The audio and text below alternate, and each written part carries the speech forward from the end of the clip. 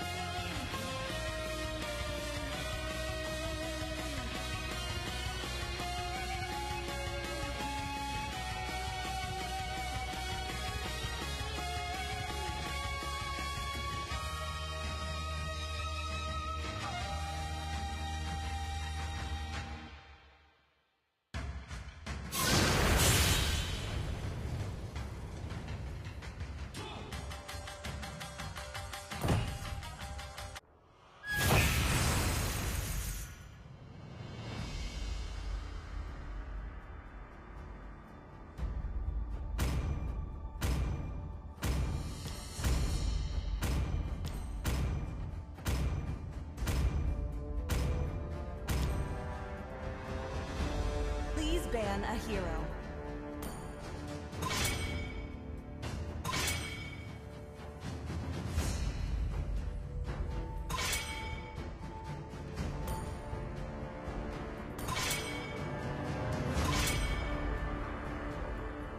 Your team is banning.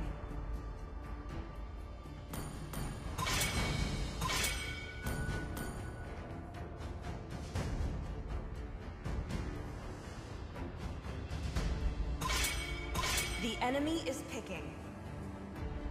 A sweet adventure starts Please here. pick a hero.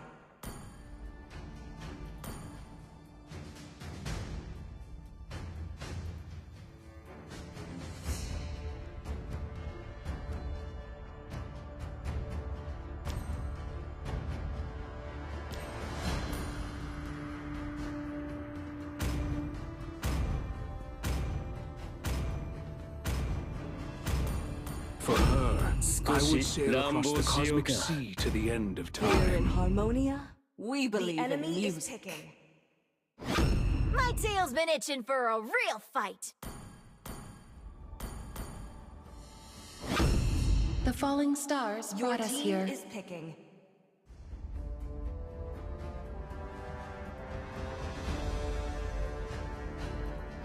It's my way or the highway. When the body suffers, The enemy is picking. the spirit blooms. Swivel! Swing! Slash! Not bad!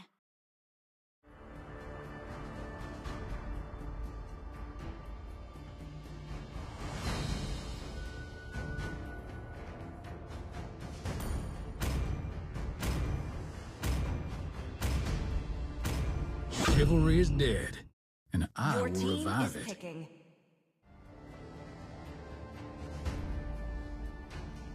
Project Storm activated.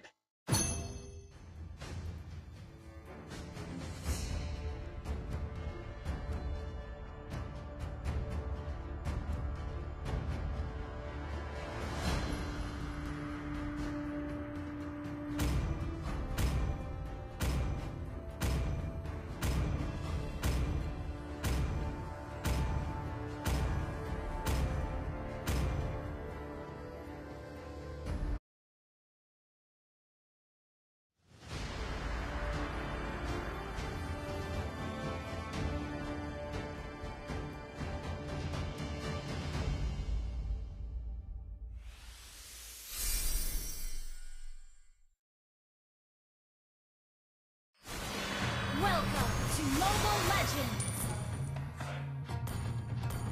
5 seconds till the enemy reaches the battlefield. Smash them! All troops deployed! Request initiate retreat!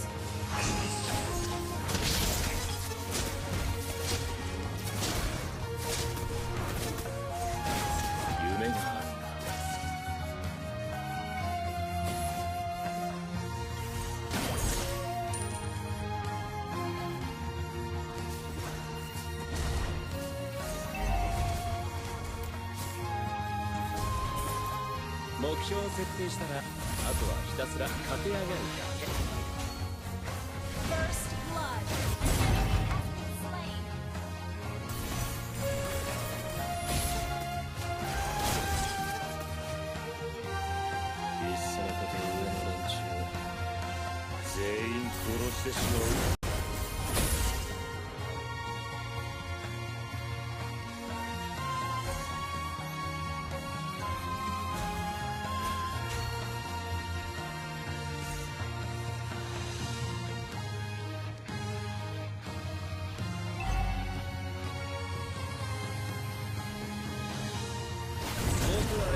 An enemy has been slain! An enemy has been slain!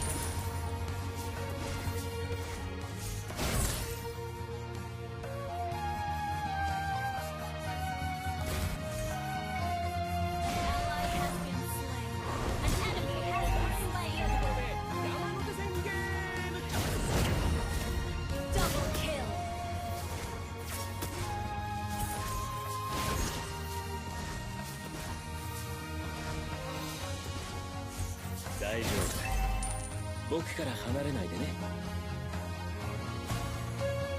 Launch attack.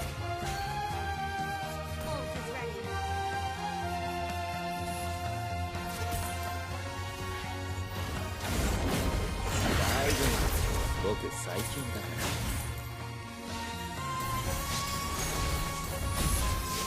Enemy has been slain. You have been slain.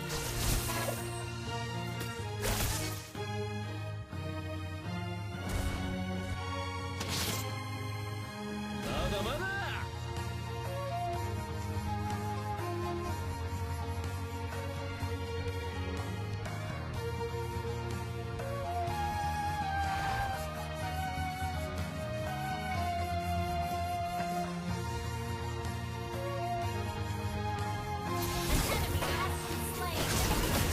Mega kill.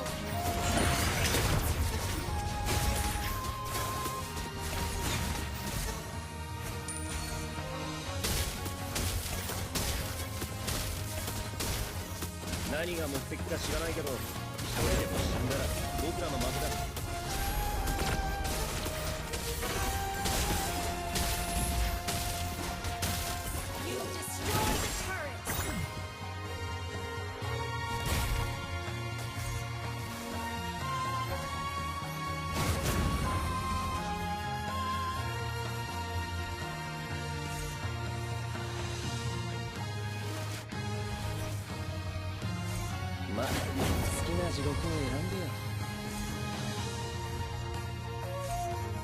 Request backup.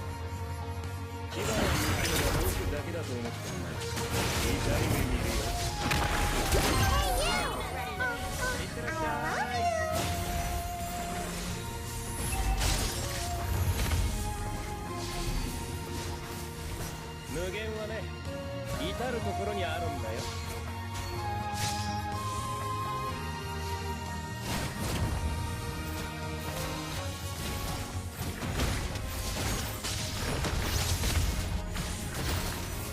楽しくなってきた。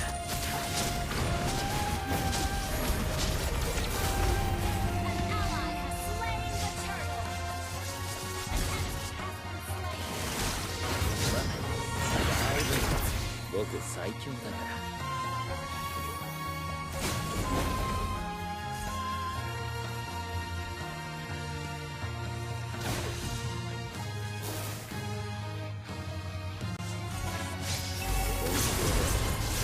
もっと欲張れ。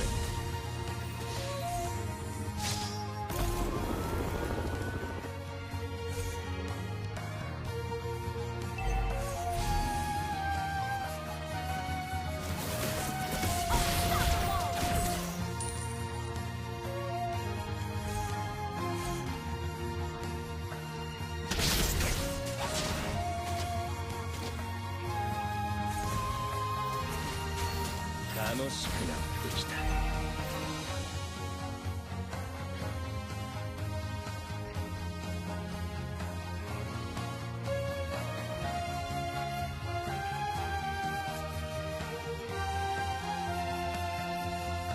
五条悟の大好きなところで山手線ゲーム。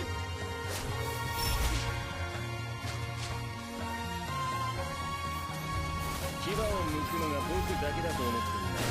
痛い目に。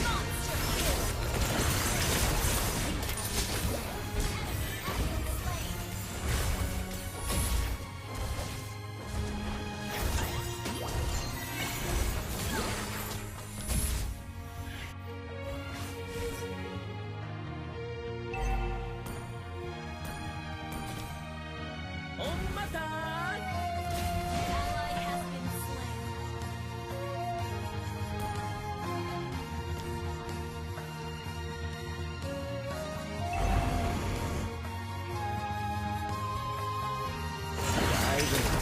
僕最強だから。何が目的か知らないけど、一人でも死んだら僕らの負けだ。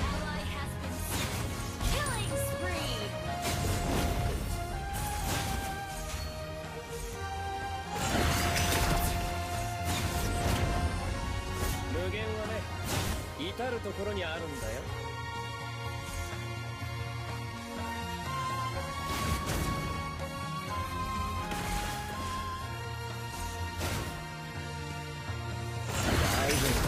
僕最強だから。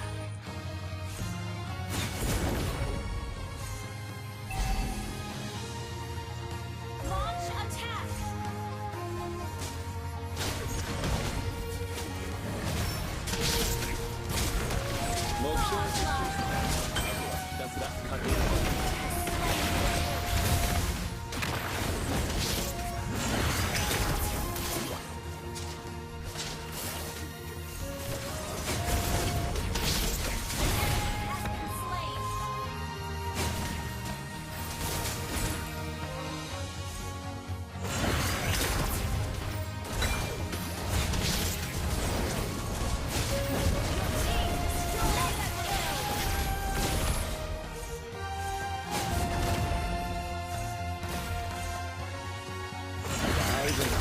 僕最強だか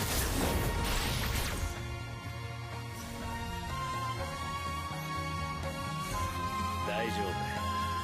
僕から離れないでね。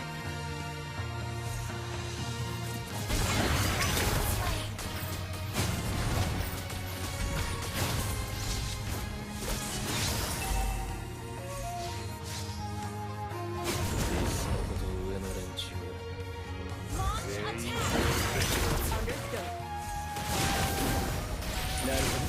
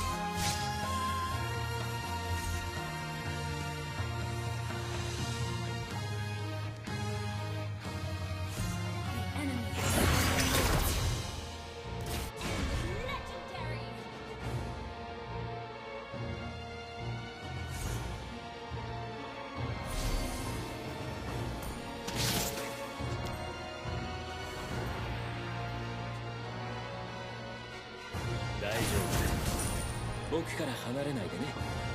Our turret is under attack. An enemy has been slain. Our turret has been destroyed. まず僕を選んでよ。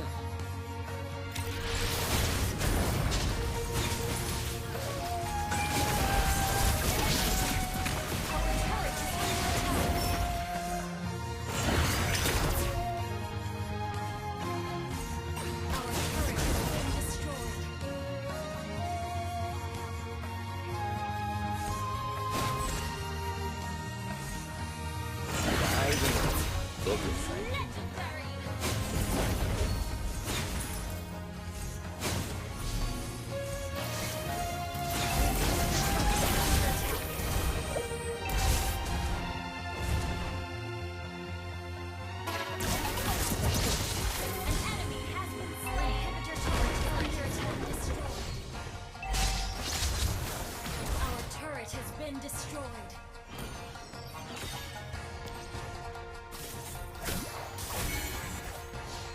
Our turret is under attack. Our turret is being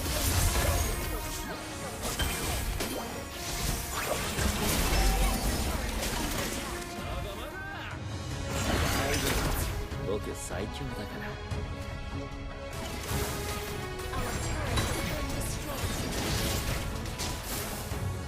お目が高い。無限はね、至るところにあるんだよ。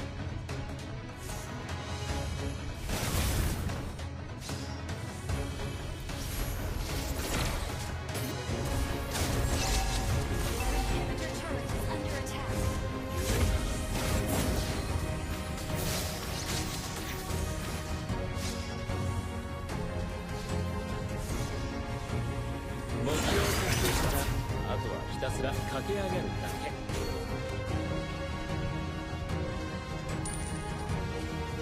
牙を抜いて痛い目に。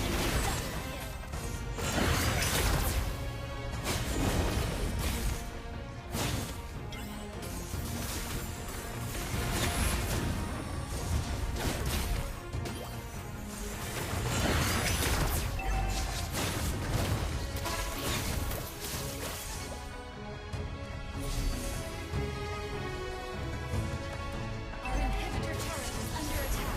Our turret has been destroyed. Our base is under attack. An enemy has been slain.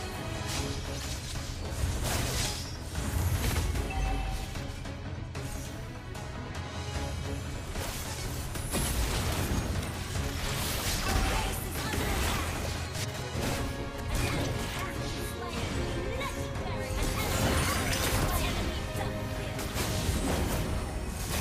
An enemy double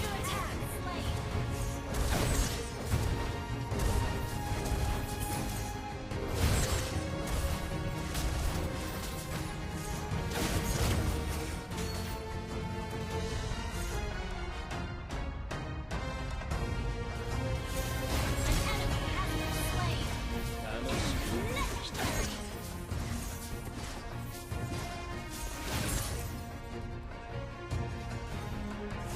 大丈夫。僕最強だから。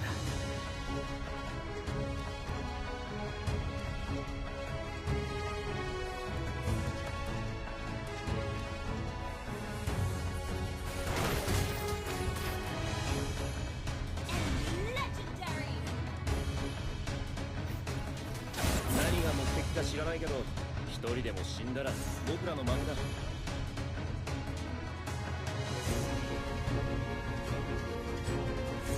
楽しくなってきた。 Legendary.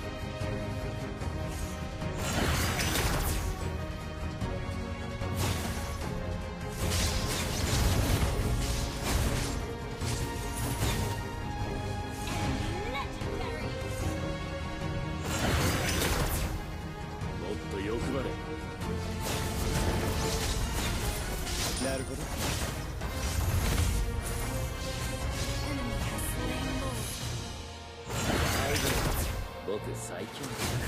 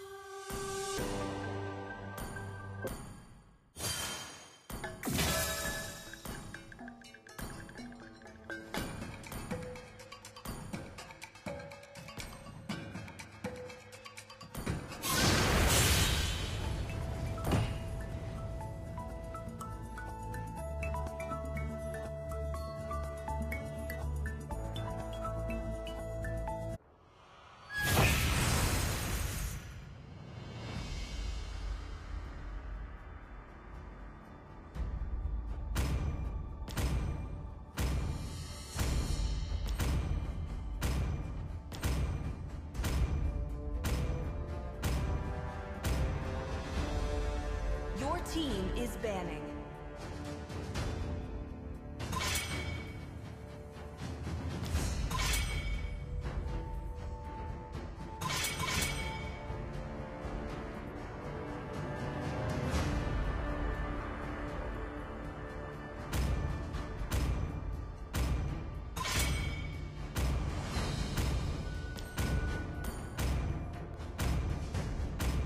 Please ban a hero.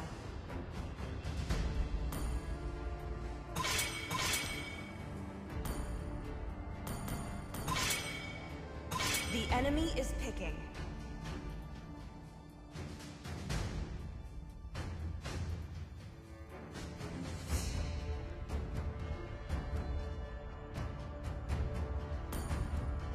Time to take the field. Your team is picking. Let's fight to our heart's content. Let's make the whole world green The enemy and is lively. picking.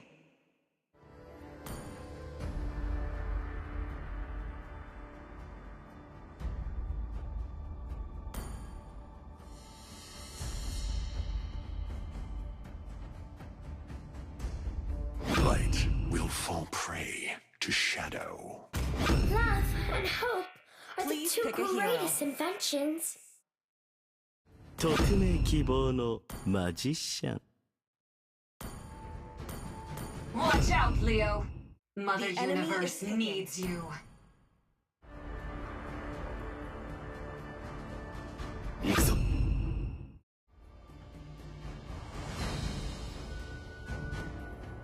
少しでも多くの善人が平等を享受できるように Witness the light of Virgo. Your team is picking.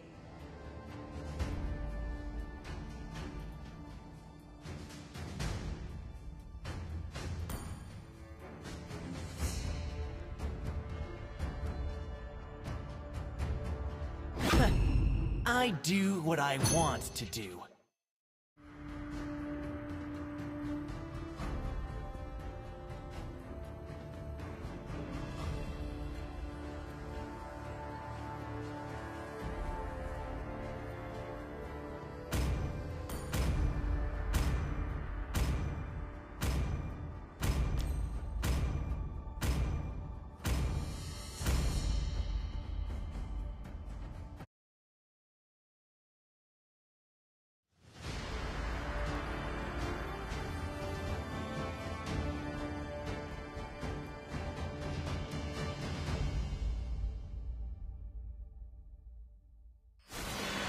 Welcome to Mobile Legends!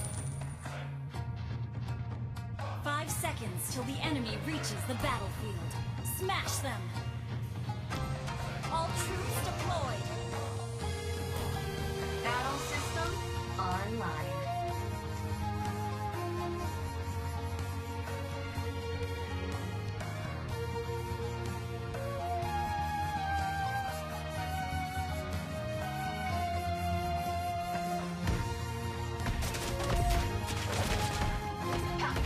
Clear the decks.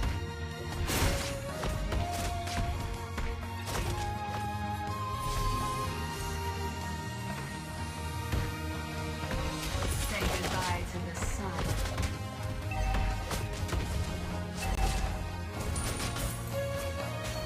Initiate retreat! I don't travel solo. That's boring.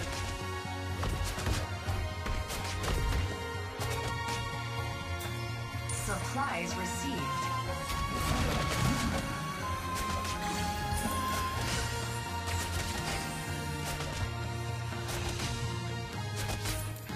Initiate retreat! Prepare for a bumpy ride.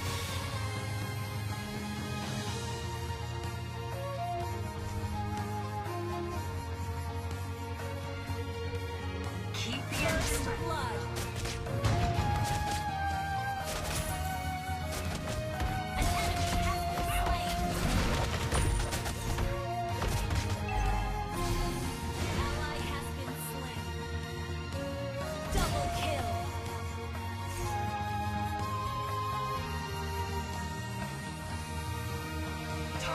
engaged. Killing spree! Okay.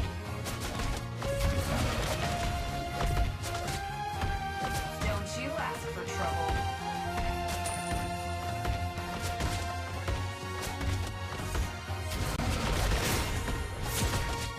See star. Missile ready.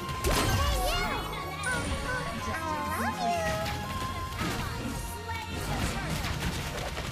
Mega kill! Say goodbye to the sun.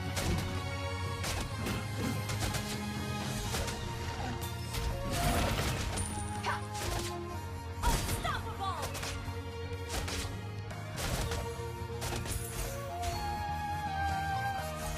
Shut down! Ally has been slain.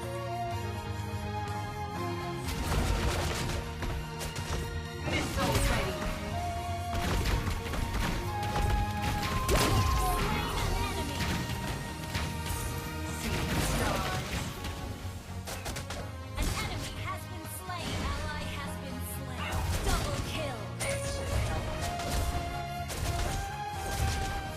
Let's give the terrestrials a hand. Initiate retreat.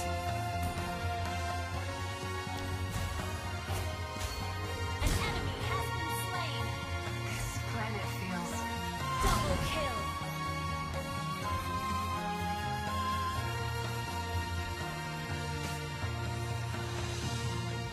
relax. My power module's tuned up.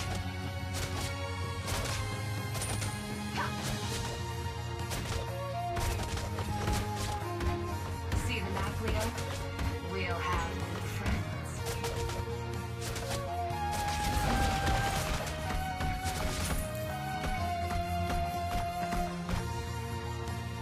Target engaged. Missile ready. Killing spree. Killing spree.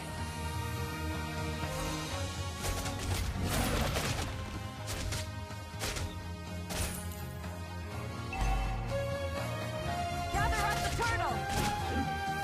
Your team destroyed the turret.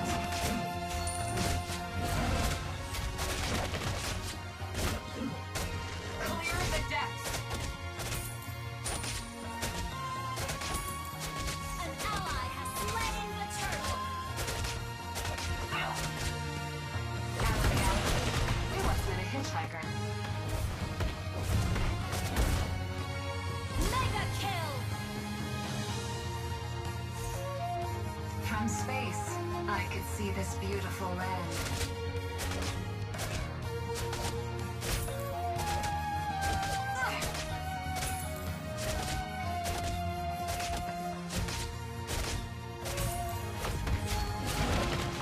Don't you ask for trouble.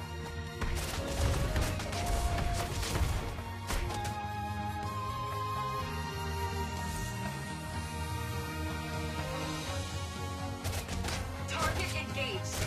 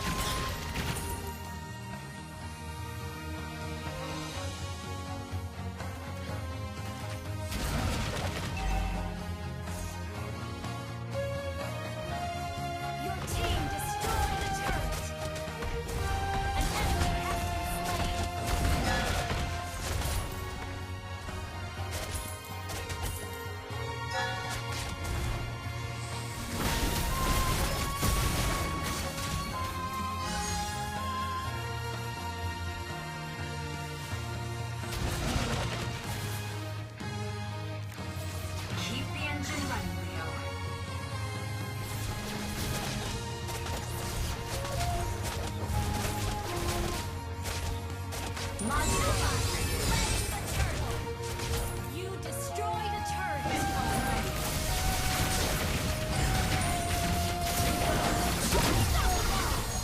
Okay.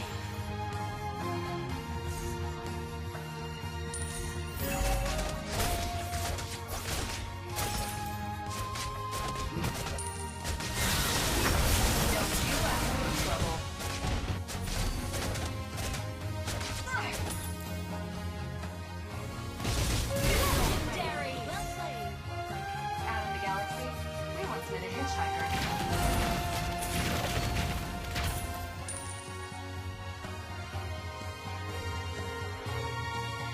The eye of the tiger makes them listen.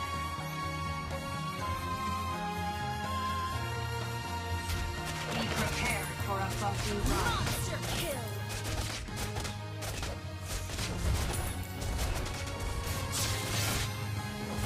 Legendary.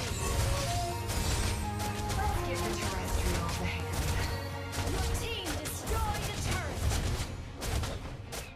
You destroyed a turret. Goodbye to the sun.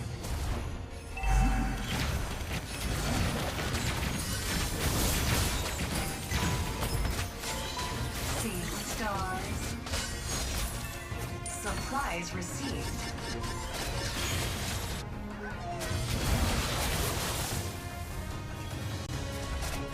Your team destroyed a turret. Double kill. Triple kill. Maniac. Shut down. Savage.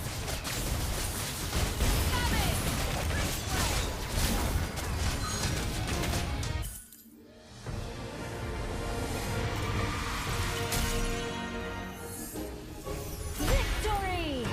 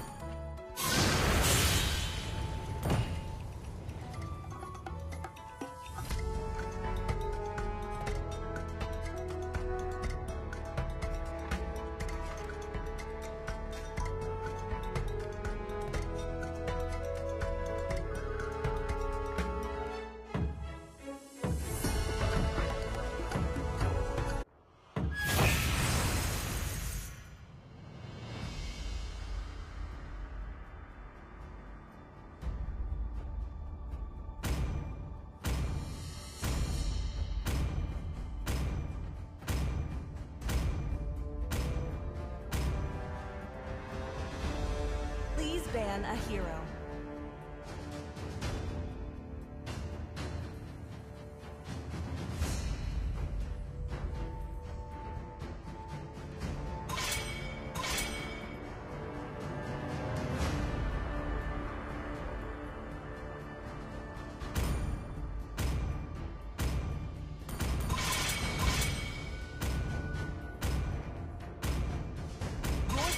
is banning.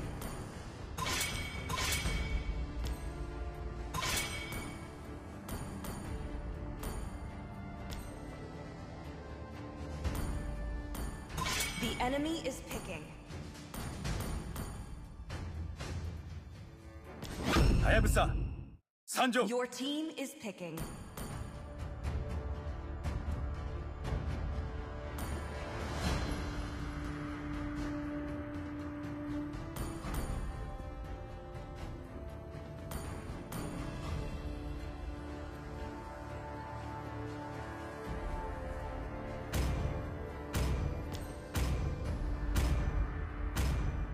Only love and night are everlasting. Under the eternal The eclipse, enemy is picking. chaos blooms from the shadow.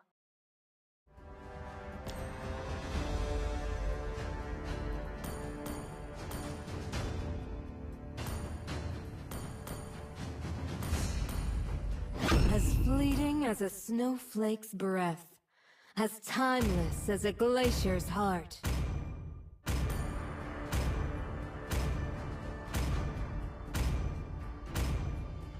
Here comes the blazing gun of justice! Please pick a hero.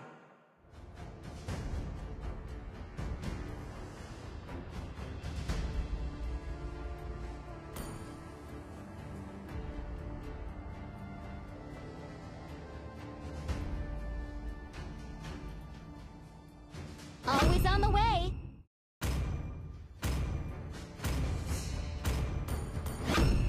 Muscle of iron, The enemy is picking. bones of steel.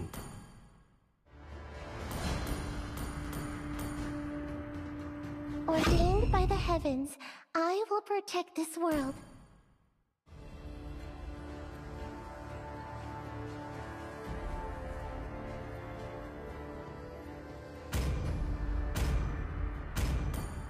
Either smashing heads or Please smashing pick a backboard. hero.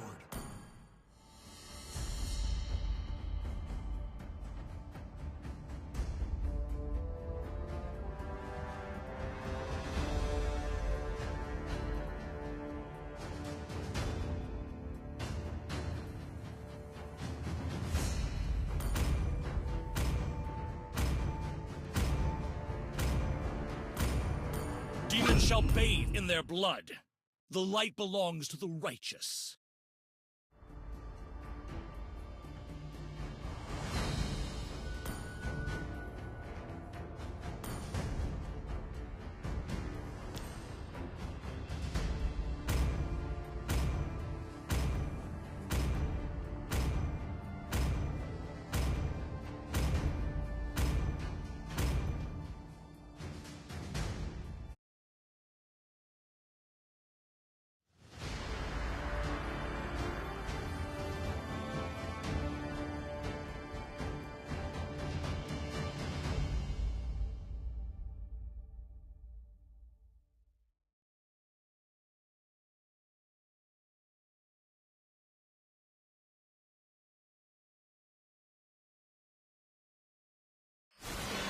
Welcome to Mobile Legends! 5 seconds till the enemy reaches the battlefield. Smash them! All troops deployed!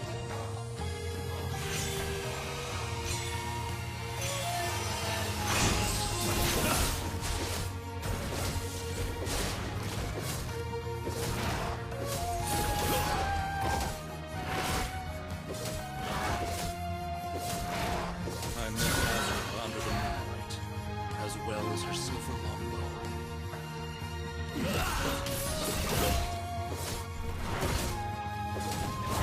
Fear and surrender are not in my vocabulary.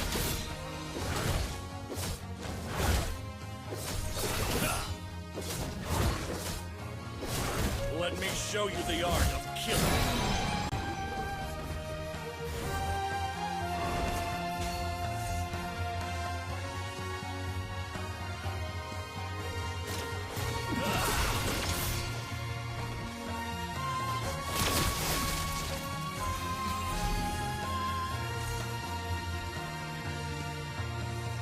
I was born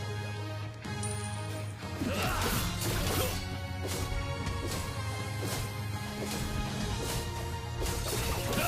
Try not to drag me down.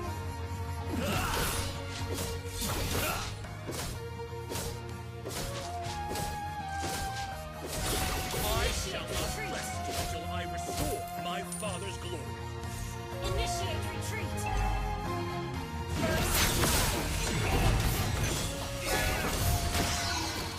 Enjoy your last.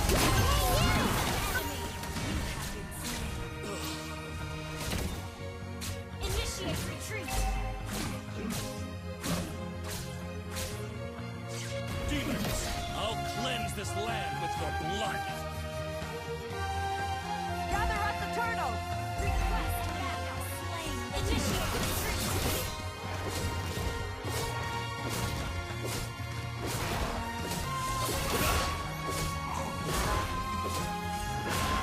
Nothing can stop me once I've drawn my sword.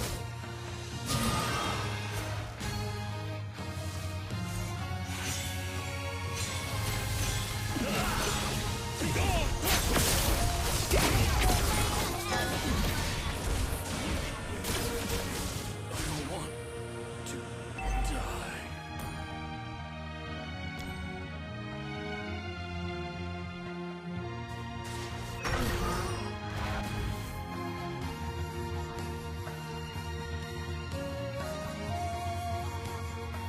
Fear and surrender are not in my vocabulary.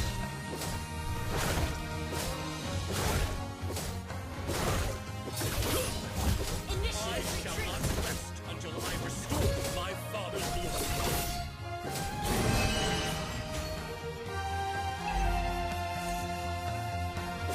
Nothing can stop me once I've drawn my sword.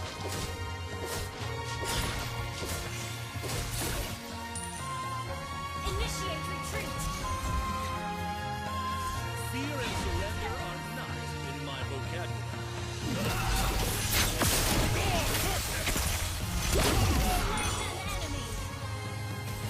Enjoy your last meal. Well played.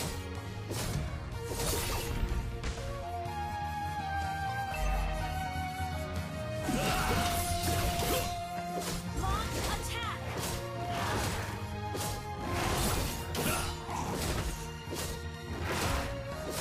I was born. Request backup.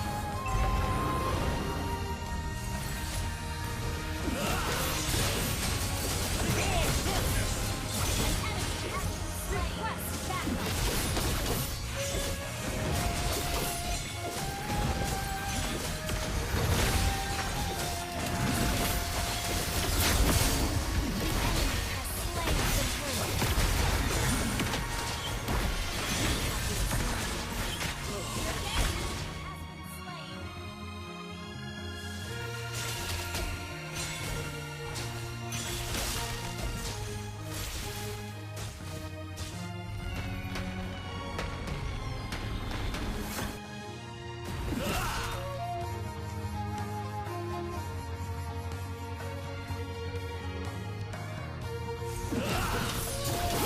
Let me show you the art of killing.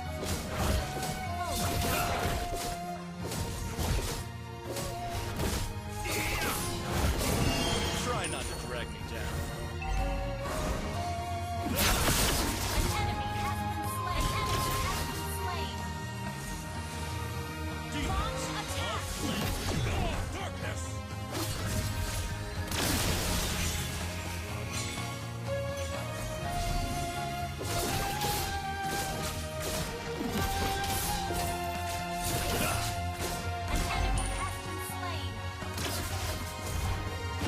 Try not to drag me down.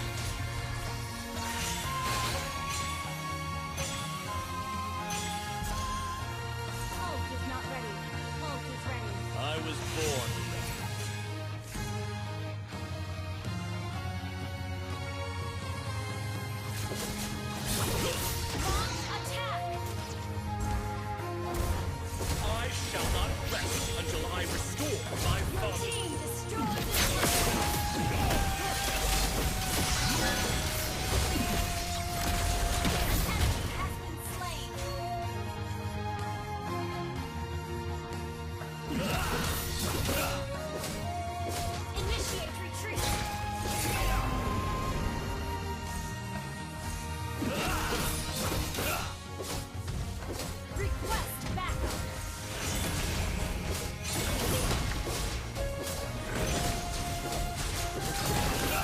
I miss Azure under the moonlight.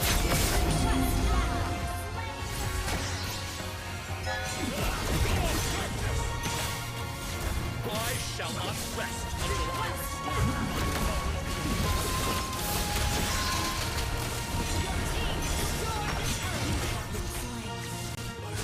Request backup. Launch attack.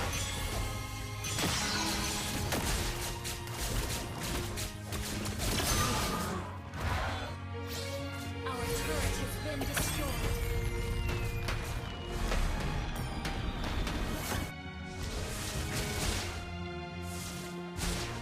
I miss Azria under the moonlight. An enemy has been slain. Our turret is under attack.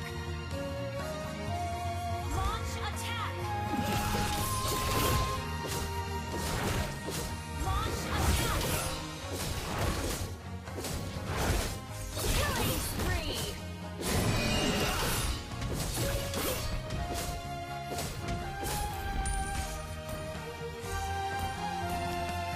Your team destroyed the turret. Everything will come to us.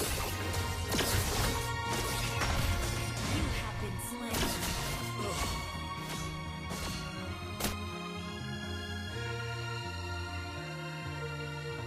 Killing spree.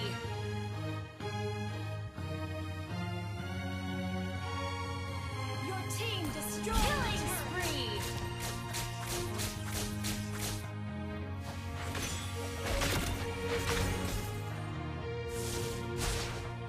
Initiate retreat. Stop once I've drawn my sword.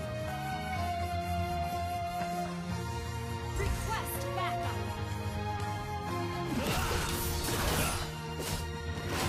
Request backup.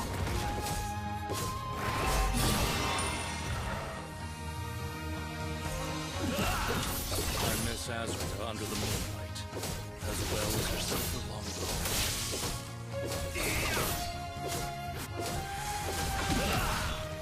Launch attack.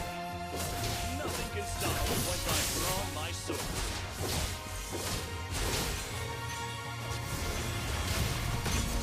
Mega kill. Double kill. Enjoy your flesh.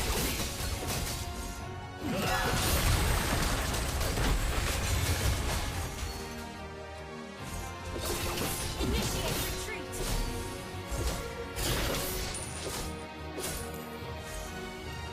Ult is not ready.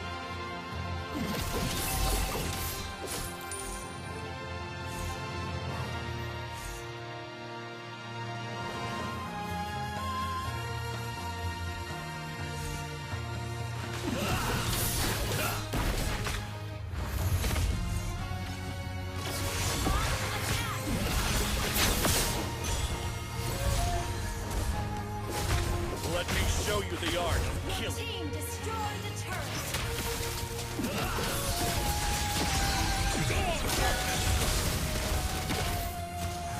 Shut down.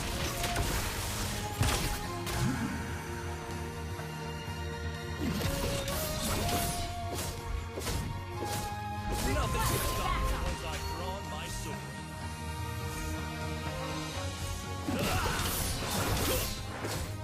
Mega kill.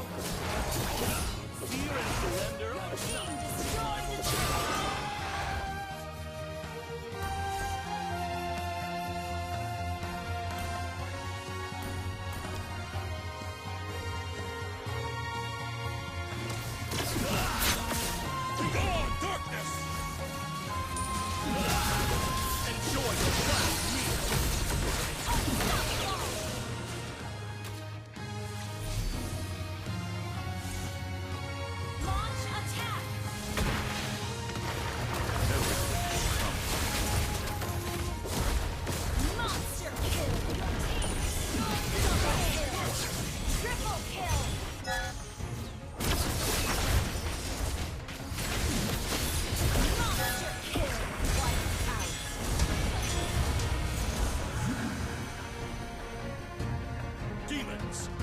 cleanse this land with your blood! Destroy the turret! Let me show you the art of killing. Enemy has been slain! Wiped out.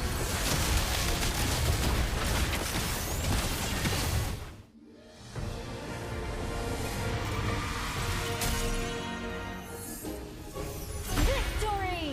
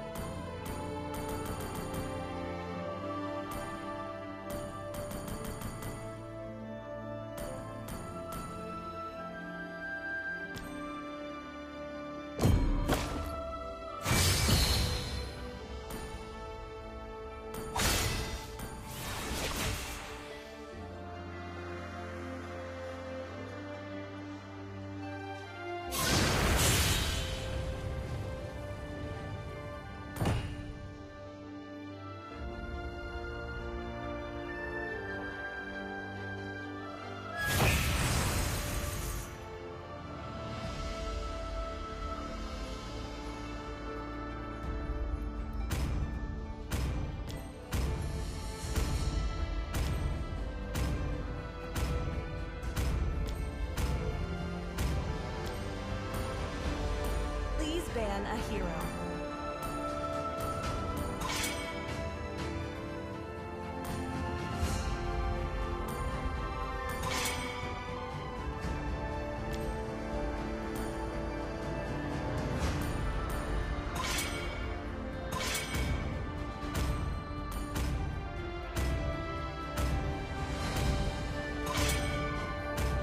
Your team is banning.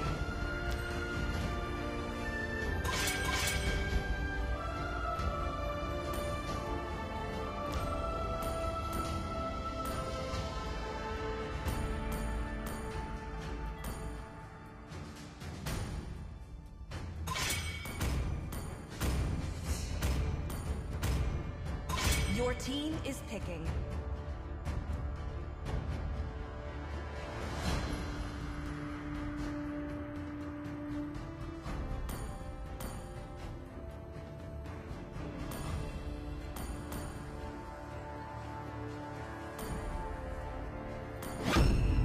Detective Frederick enemy is on the picking. case 24/7. From cinder to flame, I've shed the ashes of the past.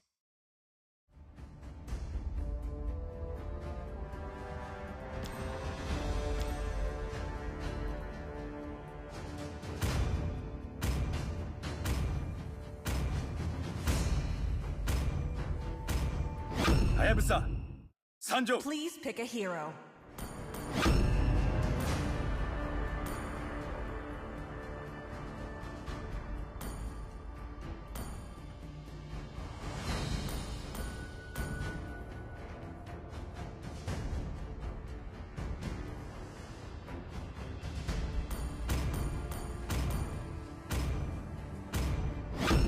Power of Pegasus! The enemy is picking.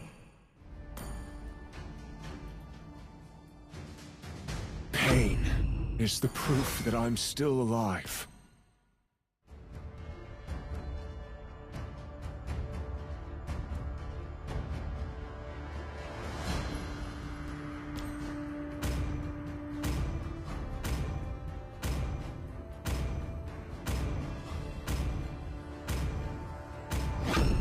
Lightning reveals Your all. team is picking. From the murkiest water, the purest water lily emerges.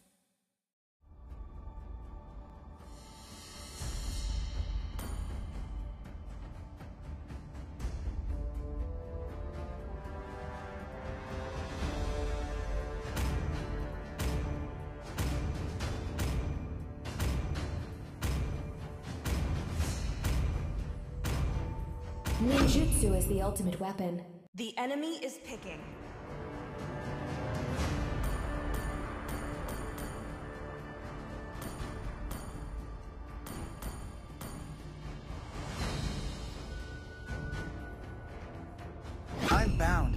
nothing, be it family or destiny.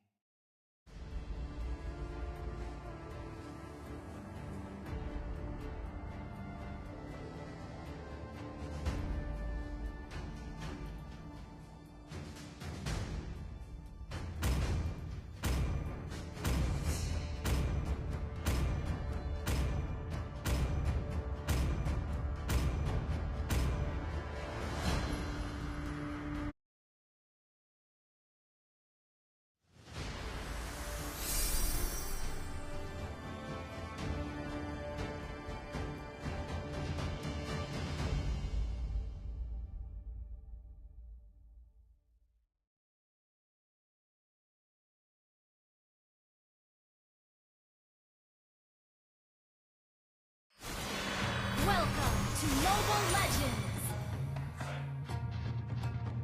5 seconds till the enemy reaches the battlefield. Smash them! All troops deployed!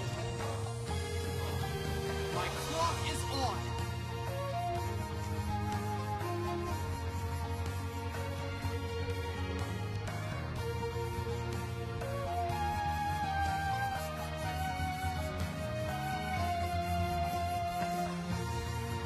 I don't want to go through that training again.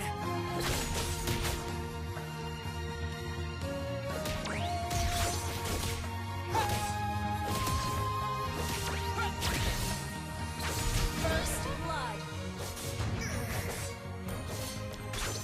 Won't give up!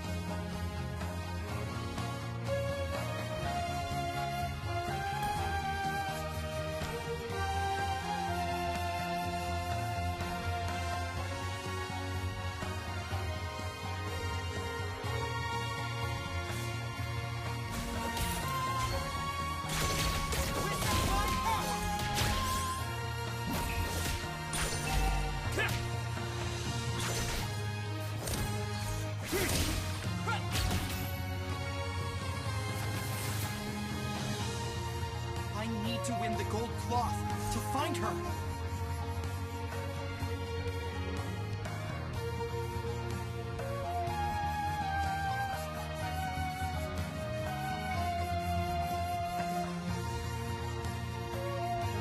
Strange. Enemies here have no constellation power. Ally has been slain. Ally has been slain.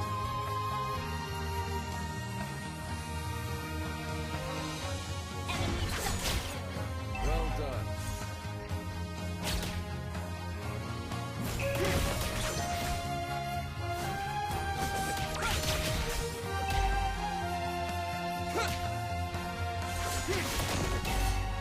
Show me your power! The enemy has slain the turtle.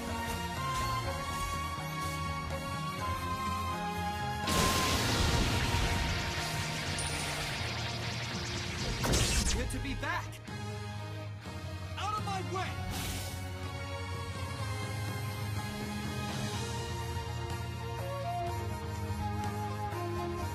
Is Iki in this battle as well?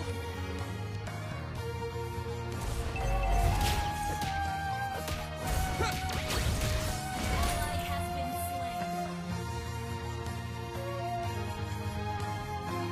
I need to get out of this tournament alive!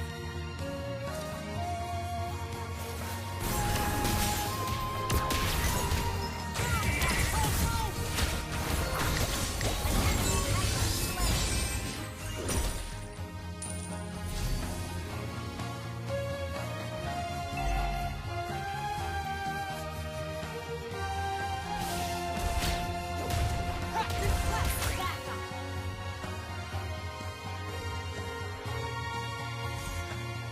Anyone can make life shine. Anyone.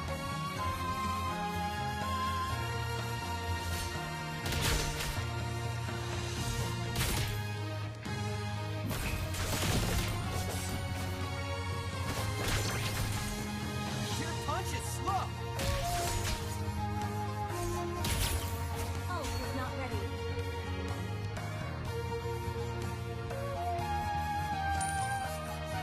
This battle needs to end soon.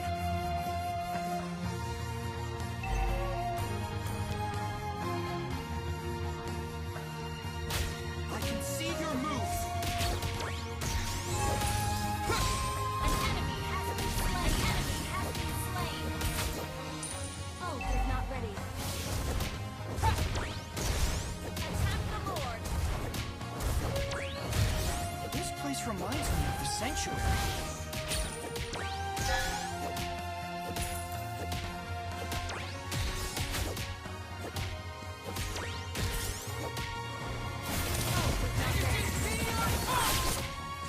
Show me your power! Why is the cloth so heavy?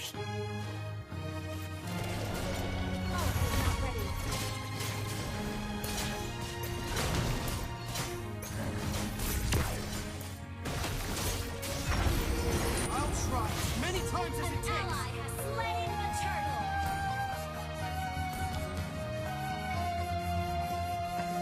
We're not interested in the tournament or the likes.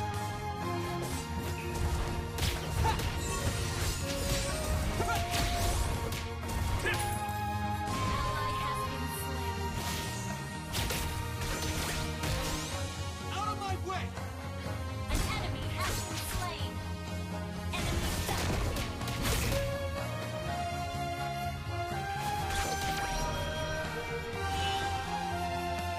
Enemy triple kill.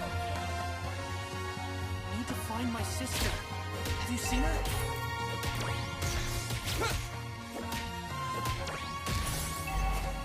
Our turret has been destroyed.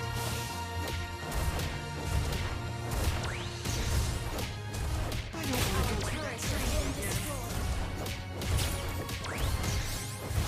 Ult is not ready. Ult is not ready. We're behind in goal. Destroy the turret. Turret is under attack.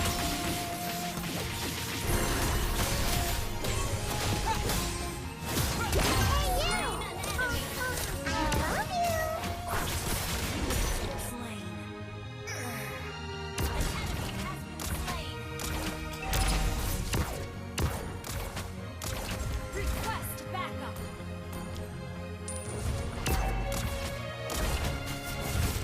Our turret has been destroyed. Won't give up! Ally has been slain. Well done. An enemy has been slain. Oh, you're not ready. Hang in there. Attack the horde.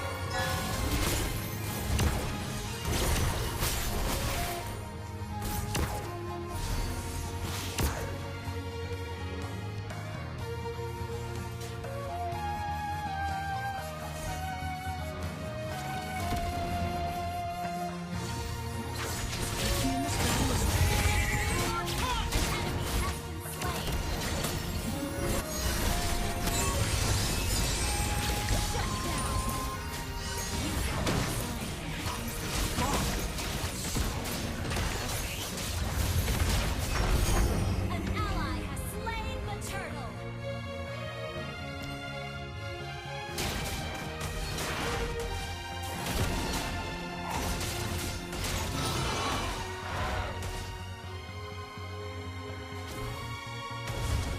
I'll try as many times as it takes.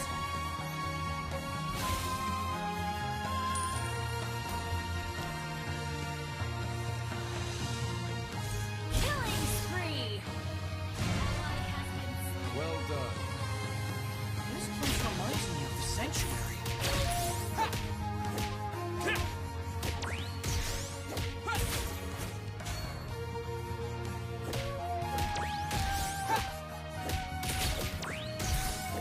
Witness my power!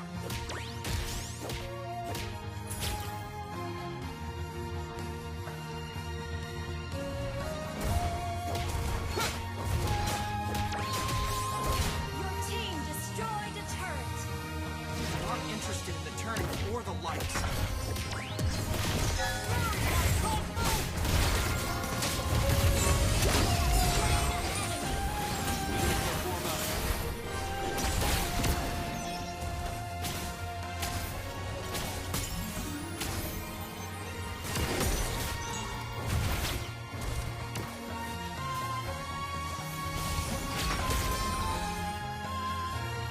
Ult is not ready.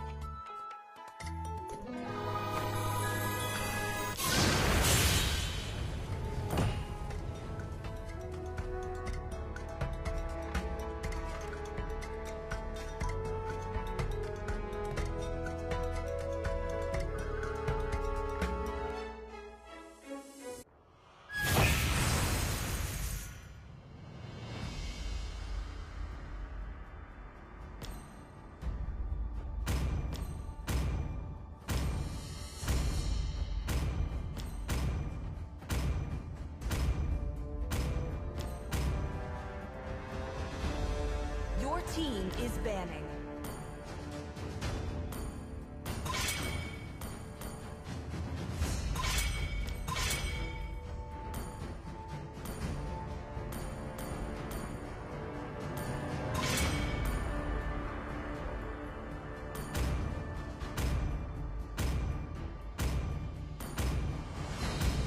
Please ban a hero.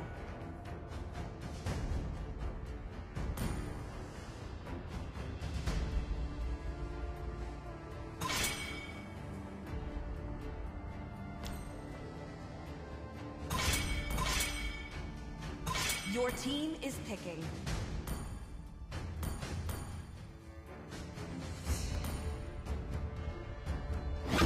My tail's been itching for The a enemy real is fight. picking.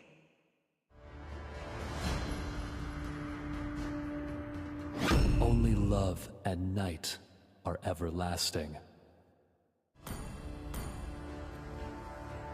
Let's make the whole world green Your team and is lively. picking. The Immortal One chose me to vanquish the shadows that plague this world. Let's play together. The enemy is picking.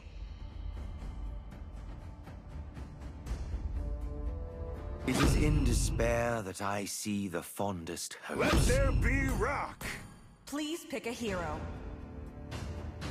Let's hear from the crowd. Make some noise for yours truly.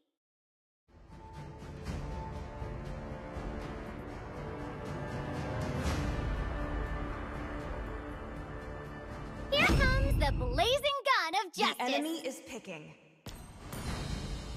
Gaze upon the edge of the void.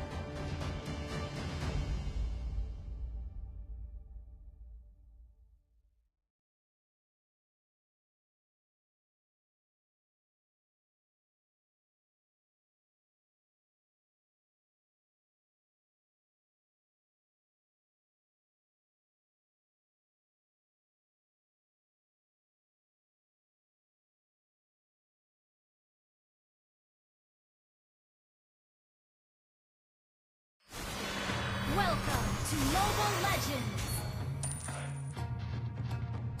5 seconds till the enemy reaches the battlefield. Smash them! All troops deployed! CC and Yo-Yo, ready to set the stage on fire.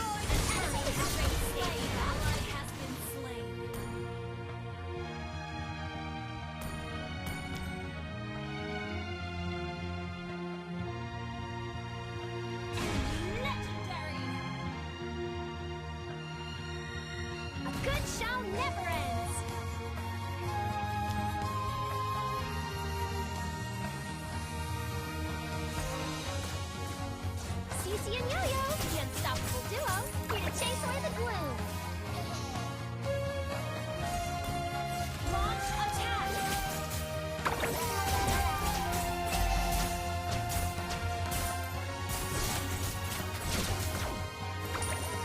Our turret is under attack. Attack the Lord. Understood.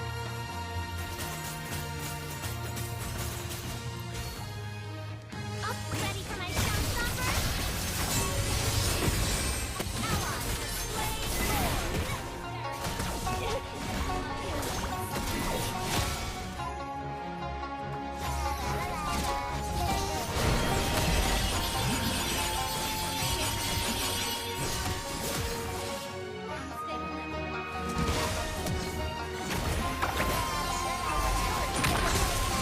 Our turret has been destroyed.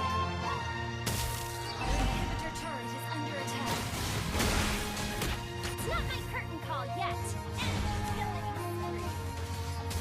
Up and over. Our inhibitor turret is under attack. Our turret has been destroyed. Whenever I step into the spotlight, I feel like I'm home. Ally has been slain.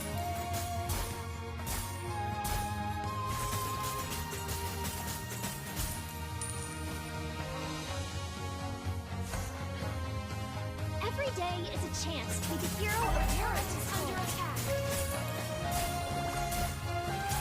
Our turret has been destroyed.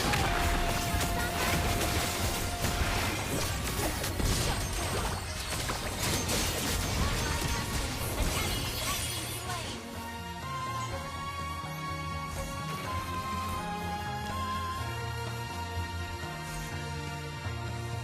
Our inhibitor turret is under attack.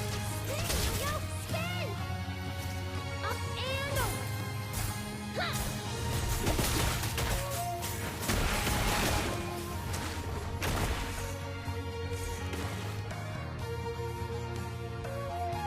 Up and over. The show isn't over yet.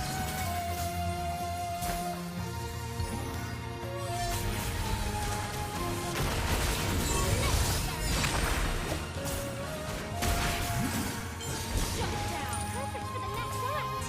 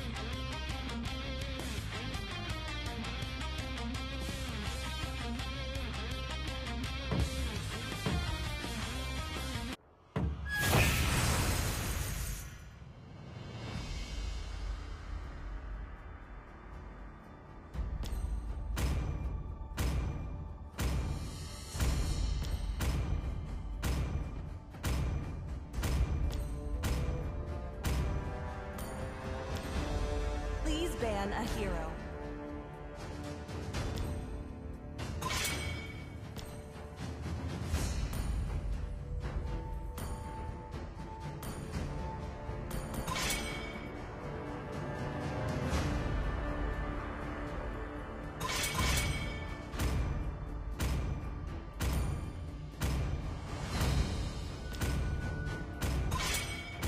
Team is banning.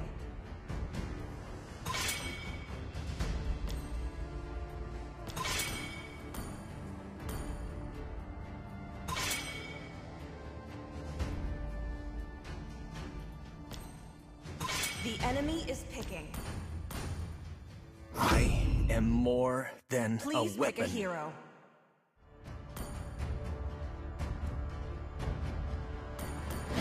Magic is my life.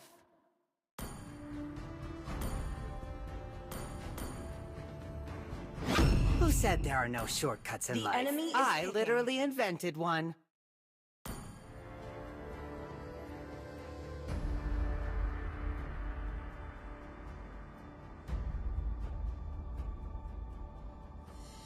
Pain is the proof that I'm still alive.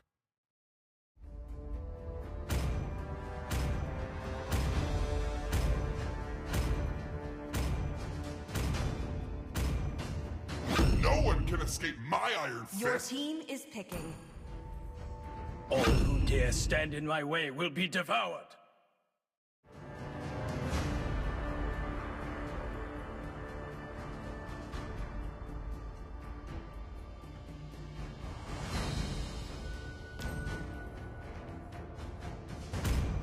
Mighty oaks from little The enemy is picking.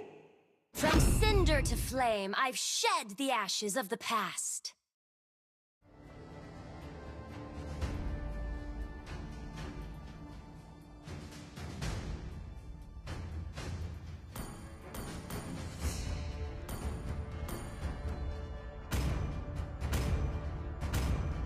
Always on the way. Please pick a hero.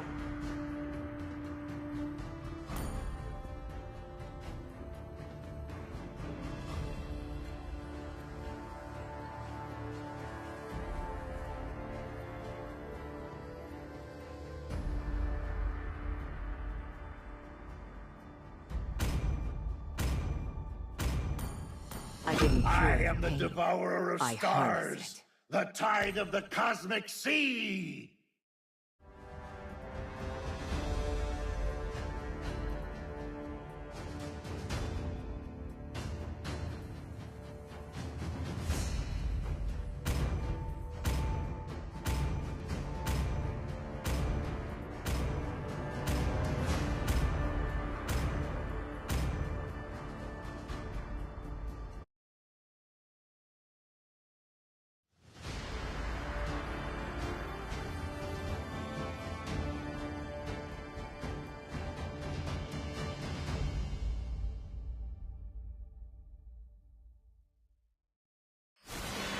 Welcome to Mobile Legends! 5 seconds till the enemy reaches the battlefield. Smash them! All troops deployed! Cancer's might surges forth.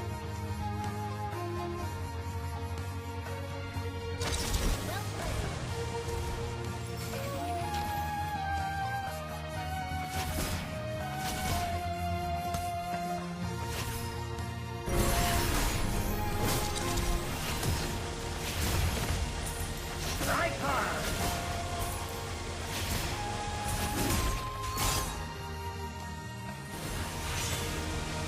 Chaos unleashed! Cower before me! Hey, the enemy's missing! The prey is within reach! Hey, the enemy's Gear up for devastation!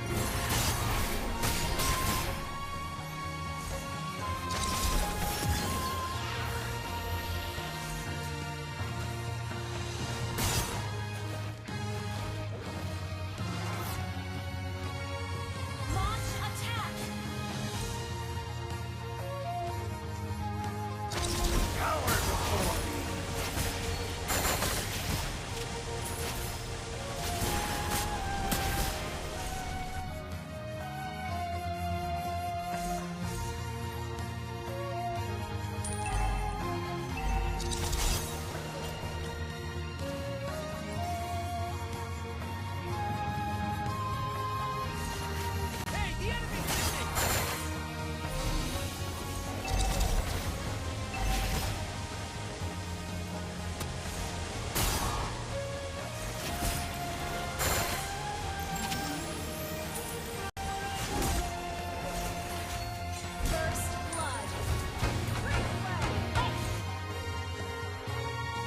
weak crumble beneath my strength. The Zodiac awakens!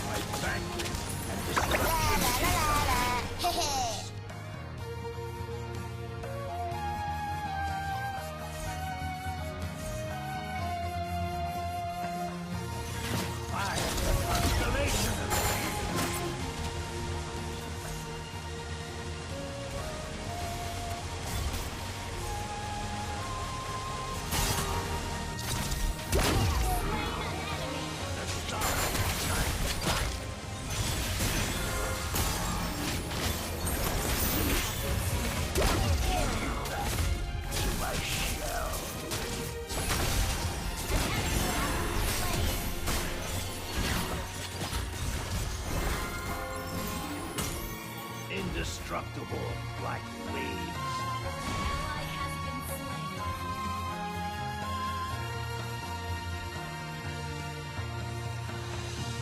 Enemy double kill.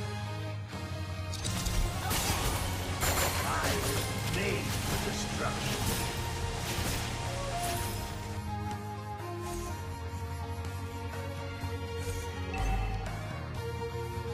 Launch attack.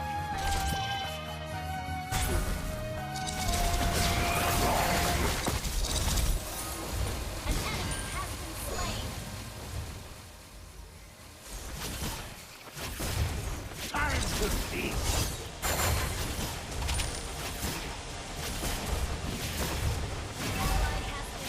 Your team destroyed a turret.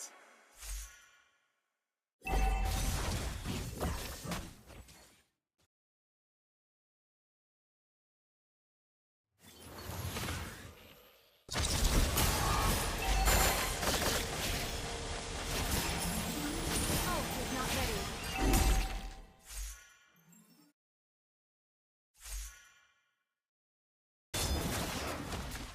Battle spell. All beneath my power.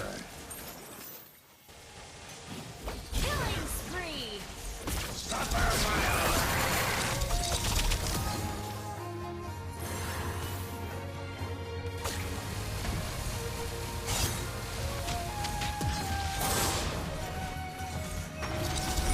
Ally has slain. Launch attack.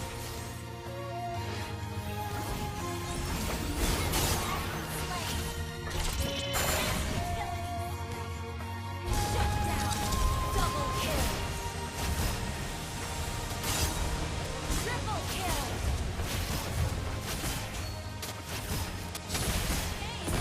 Destroy the turret.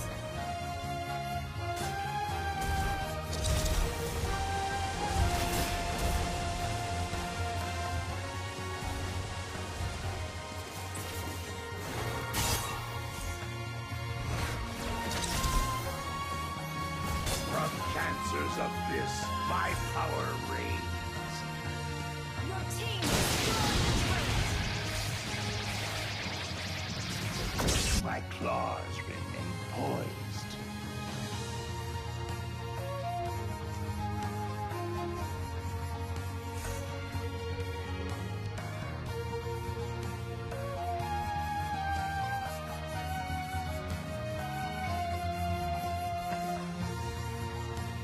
The stars align for my conquest.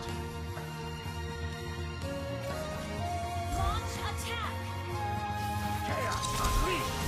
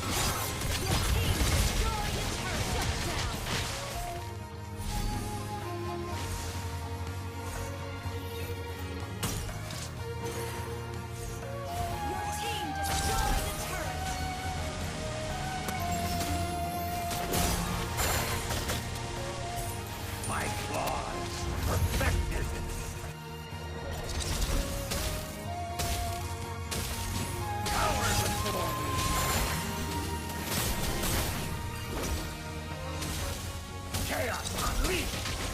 The prey is within reach!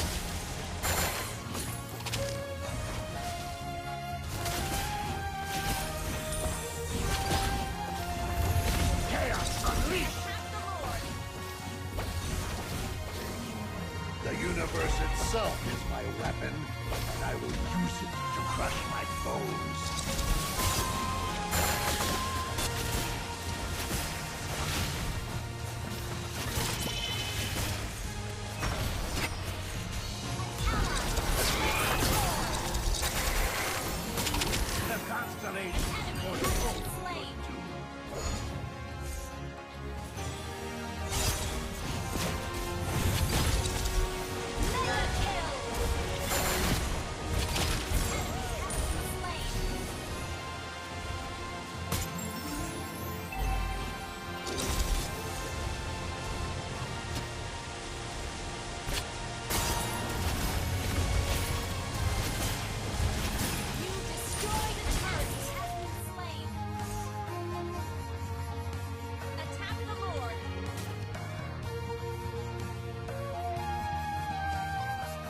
I bring a cosmic weapon.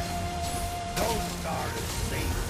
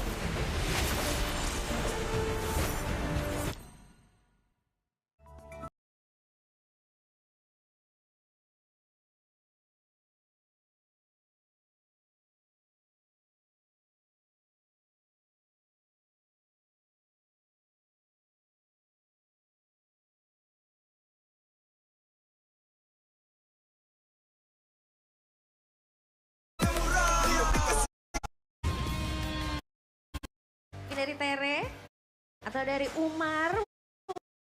Can Yeba be the X Factor? Can Aaron Shiki be the X Factor as we get into the drafts for game number 1 presented to you by the official tournament smartphone Samsung Galaxy A36 5G, Onyx on blue side. Kalea, Hilda up front, banned out. Jushin also taken off the board. Like we've been seeing time after time, the Hilda is always respected away from TLID, but so is the Fanny. Yeah, it was Fabian's request, but he's not gonna leave the Fanny open for Kyrie. He wants it for himself. Remember, can't really be giving Kyrie the Fanny, especially when Yeb has already set up for a Fanny game. Jushin, Hilda, Kalea ban. But the chip is open, by the way. We've talked about how effective it has been, and some teams have found ways to counter it by all means. But Onyx, is that a play they want to make right now? They go for the Joy. Team Liquid ID, we've seen them play around that chip. Do they want to try and do that against Onyx? Oh, there it is. Yeah, chip for Weedy, huge problem. Harith for Aaron Shiki, also a huge problem. But if we're talking about problems, this is like a similar situation that maybe Alter Ego is in as well. Yeah. Can Fabian pick up the Fredrin? I think he can, but yeah, it's definitely not as good as he is on the Assassin. So we might have to see just, you know, he technically doesn't need to go Fredrin with the chip. He can still go for like aggressive picks and then they'll just, you know, outgun the Joy. I think in the first pick department, Liquid have gotten more value. They got Chip and the Harith, so now Let's see what Onyx, see what will be cooking. Valen, but down. Interesting. Good crowd control, good cat potential. And the Valentina, though, I think the big assumption is for it to actually be used against the chip, allow for Onyx themselves to try and do some kind of global maneuver. That's going to be a Hayabusa for Fabian, though. Very aggressive pick right here. Are we going to see 1v1 duels? That's the big thought whenever you see Fabian and Kyrie go toe-to-toe. Absolutely, that's something that we're all anticipating. I think even you guys back at home wanting to see that 1v1 battle between Fabian as well as Kyrie, two very high mechanical assassin players. I think the Valentina, do you think it was also an option for them to kind of drive TLID away from a Lucas potential pickup? Could be the idea, and we've seen Onyx use this Valentina as a bit of a deterrent before, right? Especially in the hands of someone like Gila Sans. We've seen him use a lot of different ultimates in a very creative fashion. So if there's anyone you want on the Valentina that can threaten the playmaking potential, it's definitely Sans. At least it used to be. Now though, with the Gut and Phoveus, it seems like both teams are trying to limit the catch potential, the big AoE catch potential. And for Team Liquid ID, it makes sense, right? They're going to be funneling through from the shortcut. But for Onyx, they themselves ran away this Phoveus, so I think they want to try and dive themselves when they do get a catch, and the last thing they want is someone that can kind of stop the whole charge immediately. With the Phoveus and the Gata Kacha ban, now just, I think, a lot more XP lane bans for Onyx. They know that Aran has been, you know, a crucial part of Team Liquid's success, especially how they've been able to enable Hayabusa on Fabian. So again, what Liquid are doing here is going to hurt the XP even more. For Onyx, they have a flex pick in the down. They can go roam, they can go XP, but for TLID, the XP is very vulnerable. So taking away the Gata Hylos could actually hurt themselves, right? And then obviously we already have the Phoveus, we have 2 technical XP bans for the Hilda and Kalia. I have a question. Is glue not an option? Yeah, the glue... Is it still global ban? No, it's not. It's been left open, that's why. We haven't been seeing glue at all. I haven't been struggling against the glue in ranked games, to be honest with you, but I thought with the changes that we would see more glue. Oh! And I guess, right on cue, we will be getting a glue ban. Alright, so the glue gets taken out. The Valentina pickup also denies the Edith pick. Farsa on Yehezkiel's signature pick. So who will Aram be playing? Yeah, it's quite interesting here, because again, the options are definitely dwindling down for Team Liquid ID. Do they go Akai, Aran? Do they have something that's out of the box here, something that's not meta, not comfort, we haven't seen before? Because otherwise, I don't see why they would be so desperate to hide it all the way till the final pick. This could be a Carmilla still, I would say. They go for the Claude. There has been a way to actually deal with the Harith. Again, you can blink. It's good against the Farset too. You can go Purify, so it's a safe choice up against Chip. Last pick though, we've seen Carmilla up against the Chip. You'll see Cho for Keyboy for Onyx. Interesting. Huh. So the Cho definitely wasn't expected. It's a good deterrent for the Hayabusa, but that's about it. But it is Keyboy we're talking about here. The man makes moments happen. So there's potential for this to really work out, but overall synergy, don't really see it working out, synergizing together too much, right? No big AoE combos, but that means they're also a bit more flexible in how they want to approach fights. That could be what they're trying to use to confuse Team Liquid ID. Never mind. I was gonna say, like, how crazy would Fredrin XP be, right? But no, I don't think so. I think if they do want to go for Peel, it's like Akai XP. We've seen it before from Aran. They go Edith. Still, even against the Valentina. Yeah, they're gonna overwhelm Sans with as many big ultimates as they can find. They have 3, Edith, Farsa, and Chip. But I don't know, a player like Sans, with that experience, with the fact that he's been in almost every single role, like, I would expect Sans to be able to kind of know which ultimate to pick up in which kind of scenario. I feel like in the big fights, Sans might not even be really forced to use one of these big ultimates. In these kind of divey teamfights alone, right? He can terrify so many people, stay safe in the by kiting backwards with the dashes. So even before the ultimate's in the picture, I feel like the Valentina already has value for Sans.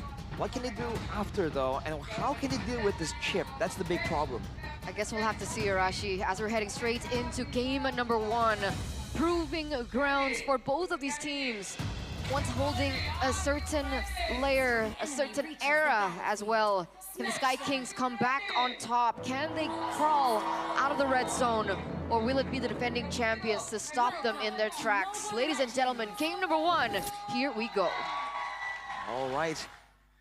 Put your eyes on the roamers, man, because I think Weedy definitely wants to be a bit more aggressive. And whenever you're on a chip, you have this benefit of having built-in sustain, so you can see Weedy immediately go into dangerous territory. And as long as he doesn't get fully picked off, which in the early game, Onyx can't really do just yet, I feel like he's doing just fine. But later on, Onyx will have to use that burst damage, that crowd control to really threaten Weedy. Otherwise, they're going to lose out in the information department.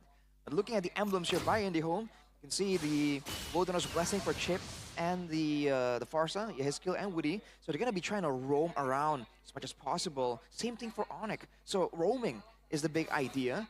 And once the roaming is done, I think it just comes down to the clearing and how fast these mid laners can really assist and help with the small skirmishes around the contestable objectives, like the Litho, like the small jungle camps that are a bit closer, more available to steal away. Arashi, interesting choice of emblem for Sans on the Valentina. That's not something that we see too often. The Quantum Charge? So potentially, right? That could be because he knows there's an Edith there, and so if he steals a Primal Wrath, he can use that as extra kite ability. And no, he usually goes for a Brave Smite, I would say. The Quantum Charge allows him to get some sustain as well still, so it's a bit of an adjustment that still allows him to have the benefit of the sustain that you usually get with that Brave Smite. So we're already seeing a layer of flexibility here and adaptability, even from emblem choices from the Sky Kings. We're gonna see whether or not it works out. Keyboy so far doing a really good job of giving information as well as screening Weedy, who has not been able to find an opportunity just yet. I think that level 4 spike will be incredibly powerful for TLID. Let's see this turtle take. Go watch out already. Shadow Kill gonna be used up. Baby wins out. That retreat will be able to get there first. Arando gonna be chased. CC pops in the Primal Wrath, but gets taken down. Kai now on Witty. No Electrifying Beats. Flicker out from Witty. A kill for the turtle. Keyboy going already into the enemy jungle. Fabian, no retribution. He's gotta be careful here. Keyboy, no way the dragon just yet. Fabian jumps back in with the quad shadow, forcing Keyboy to flicker out as Witty has the shortcut. Doesn't have the flicker, but will be looking for the crash course. Both teams disengage. 1-for-1 trade, and I believe that TLID was still able to get the orange buff, yes? I believe so. I think Fabian was still able to secure it for himself there, fortunately for him. But you can see that both teams, there's no one wasted, man. The moment that there's a shift in the tempo, the moment that there's a advantage there, immediately there's going to be a response. But that's an interesting prediction there. Talent prediction by GoPay. 2, Lim Kochil and Papulung for Onyx 2-0, and the rest for TLID. Yeah, I voted for Onyx, by the way. Oh. Oh. Very interesting. So you believe in the Baba Yeba effect? Never doubted the man. Raja Yeba. All right. Goat. Well, let's see how that plays out here in the mid game. This is where the synergy is going to be a bit more important. Way the dragon over the Witty, the fuel lockdown, not even giving him a chance to shortcut. Feathered airstrike to Zonia, Hezkiel away from the minions. 2-0 start for Onyx. Yeah, level 4 don't matter if the chip is taken off the board completely. Not given any room to look for that opportunity. We do see some rotations coming through from both Aran as well as Fabian, looking to take that jungle creep away from Kyrie, but he's still able to take it out. There's a lot of zoning coming from Lutpi as well. So far, things are quite passive. Pretty passive until it's not, right? I think, again, it all depends on the roamer. Because I don't think you're going to see the EXP laners like do a lot of moments to really engage a big fight. All these fights are taking place near the objectives because both teams have a composition that plays around that, right? So I think look between Weedy and Keyboy to get the ball rolling, and from there it becomes a bit of a chess match here, a bit of a prediction duel almost. Both teams are trying to see into what the other team is trying to do. Keyboy though, already spotting Weedy out, and he has the advantage here of being able to escape from danger a lot more reliably compared to that chip. So let's see the setup now for TLID, because technically they do have a little bit more power in the early game, especially with the Hayabusa, considering Kyrie on the Joy needs to wait for that power spike to hit. They're not forcing any fights, not like Evos did in match number 1. We do see them starting. Savero's in vicinity. Look at Keyboy. Crash Course.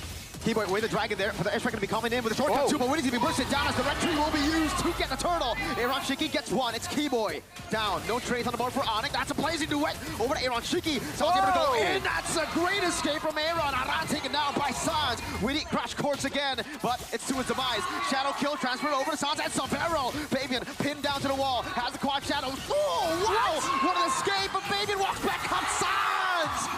How has he done that? A 1 HP escape and kill. 1-for-3 trade at the very end of it, despite TLID picking up that turtle, but those are a lot of kills and a lot of resources given over. Feather Airstrike opened up to zone Kyrie away, still going to be able to get the clear so that turret does not fall in favor of the Sky Kings. All these teams, man, they're playing with razor-thin margins. You're seeing players survive on a sliver of HP, and even when they're low, when they're at a quarter, they still keep moving back and forth here. So the willingness to try and attempt an outplay is very visible from how both teams are playing. But so far, you can see that in the golden at least, there's an advantage for Aaron right there. But the fact that they have 2 turtles, Team Liquid ID, and they're still gold, they're still below on gold by about 500 here. That's showing Onyx having a bit more pressure, a bit more control that's allowing them to farm in a more dangerous area. I mean, look at Sans, right? 500 gold lead at 2-0-3. You did mention Sans on the Valentina, I think in the drafts earlier, and we're seeing that. Kyrie, 1v1. Not gonna commit to that.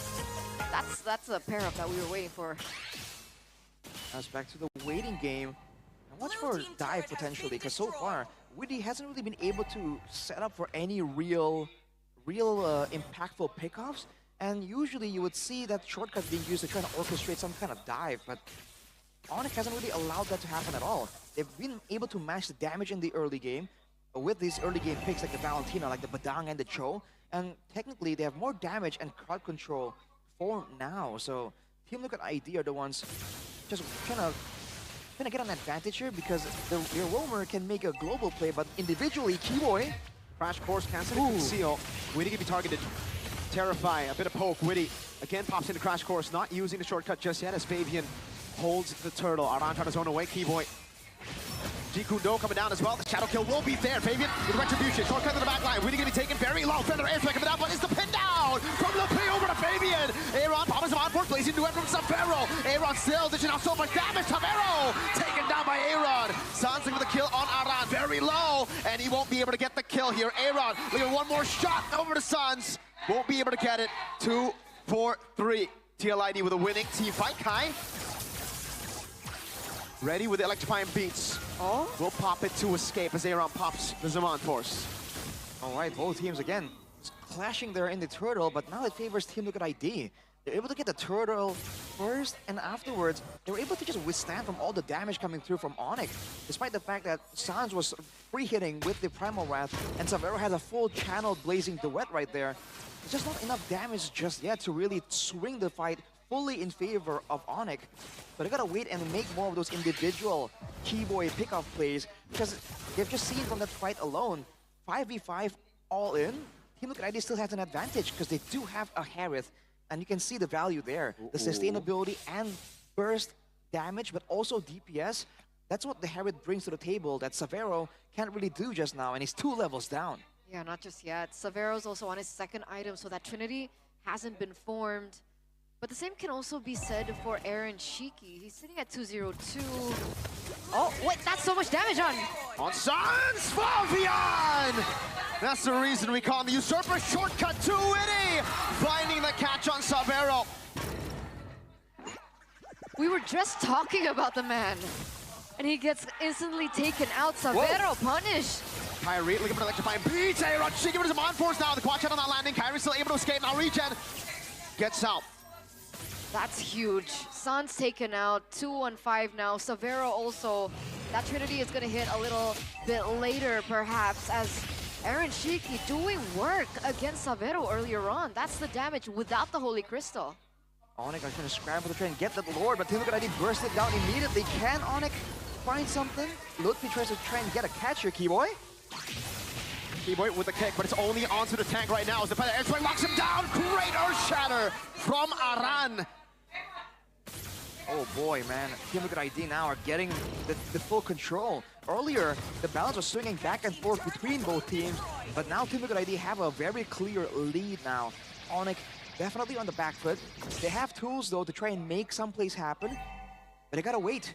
And while they're waiting, Weedy and Fabian are just waiting around, waiting for a chance to make an individual play or a team-based shortcut play that we still haven't really seen. A massive shortcut to really go for some kind of pickoff. Not just yet, but that possibility is always lurking, and Onyx knows that. So far, it's Onyx that's been the one to look for an engage and kind of fail with the range coming from Yehezkiel. The damage already there with 2 items under his belt. That's a 1,700 gold lead on Aaron Shiki, by the way. Pretty crazy, man. 3-0 and 3. Still no deaths despite all the dangers right here. He's doing a good job really respecting the damage potential coming in from Onyx. We haven't really seen him overextend or get stuck in a position where he'll be in danger. Witty there gets spotted by Kyrie, but Team Liquid ID just brute forcing all these turret cakes, using the damage and sustain advantage they have right now with a 4K gold lead, and it's still growing. Yeah, and they're not forcing anything fancy, right? They don't really need to. The range alone has been able to zone Onyx away. Keyboy giving up information, not looking for that moment once again. But all these turrets have been taken down. The shield in the bottom side as well has also been bursted. And that can be utilized to TLID's benefit. 4,800 gold. Right. There's going to be a defensive move here from Onyx. And Keyboy is definitely looking for something, but he might get caught. Great Shunpu to escape there. But the airstrike still committed down on Keyboy. He'll be able to escape. But again, it's TLID with this crazy lead. Aaron, he's going to start to one-shot a lot of these, very squishy members. He's standing on the Holy Crystal after all, so definitely a ton of burst damage. And the thing with Onyx is they have outplay tools, but now they're going to really be forced to go for a front-to-back against a Farsa, a Harith, and also an Edith that's going to be just blasting away with a Primal Wrath. So they might have to really wait and try and find a moment where they can try and get a pick-off onto someone like Yehezkiel, perhaps, because they can't even go for Aaron Shiki because he has the Purify, and he hasn't really been abusing the fact that he has a Purify. He hasn't been overextending and allowing Onyx to try and get something and force out that Purify before a big engagement. Yeah, I think Yehezkiel is also going to be very key. I like that you mentioned that. So far, Yehezkiel has been very patient in opening up the Feather Airstrike, but his positioning in future endeavors will be very important. No Purify on the board for him, so it should be an easy target for Keyboy to pick up. And we've seen TLID falter in these team fights when Yehezkiel makes certain movements. That's a Divine Glaive now for Aaron Shiki alongside that Holy Crystal. That's a lot of magic damage and pen. Oh, Yehezkiel! There it is. The reactions of Yehezkiel. Witty with a shortcut behind, flanking Lutpi. Only finding Lutpi though. Are they going to take it? Around with Primal Wrath already. Keyboy fake. And able to get the Weatherweight Dragon. They're going to try to burst him down, but Kai's getting very low. That should be over. Fabian jumps into the quad shadow one more time. Suns in the back! Yehezkiel taken down. He has the Primal Wrath now, and he's going to be signing to go in. Witty in the back going to be taking that Savero! Almost getting him down. A double from Suns. Now only against Aaron Shiki. Fabian's running for the hills. Kila Suns! He's back! He's back! That's a wiped out, ladies and gentlemen, for the Sky Kings in minute number 13. And they're going straight into the enemy base. They have the waves. Oh my goodness. Glimpses of the old, the prime, the Sky Kings. A 5,000 gold lead. The madman who terrorized the world, MPL ID for the longest time. Looks like he's back. That definitely seems like the case. The fact that they were so behind, it's looking so bleak, and yet they found an angle. They found a moment created by the individual performance of Sans, of Kyrie, of Keyboy. This is the Onyx that everyone... There's an argument to be made still that, hey, the draft was actually fine from Team Liquid ID. They're able to play that macro game with the chip. They're able to punish Onyx for overextending and trying to beat them in the early game. But yeah, so it might be only in the execution, and if that's the case, then pick order becomes less of a factor. What the coaching staff tells the players of Team Liquid ID in the back rooms is what's gonna matter even more. You know what? No matter what we're talking about right now, and no matter what we will be talking about in the next graph from red side. So the fact that they're on red side now, I think it just really shows that it's not a surefire advantage for Team Liquid ID, even when they have the first pick here. They have benefited low Yi, so in theory they can force Onyx to try and respect that chip. But after that performance, I don't know if Onyx feels that threatened by the chip at all. CC is the final ban, but for Onyx, will it be the chip or is it gonna be something else here? because technically the chip wasn't a problem, right? Yeah. I would say, again, I didn't like that Edith pick into the Valentina, and at the very end, it was the Valentina Edith pick that really threatened them in that one moment when Sans made that crazy outplay. Time to drop the beat of the flash. We're actually going to ban out the Joy. So TLID making them choose between the Harith or the chip. With the CC being banned, is it a Lucas pick though? I think it... I don't think they want to go Lucas. I think it's just because they want to go with their old style of the Hylos Gatot, Badang Gatot, you know, Witty back on those kind of picks over the chip. And so far it's looking like that. The Harith's still going to be the choice for TLID. Remember that Team Liquid ID has found a lot of success off the back of Witty and his pick-off style.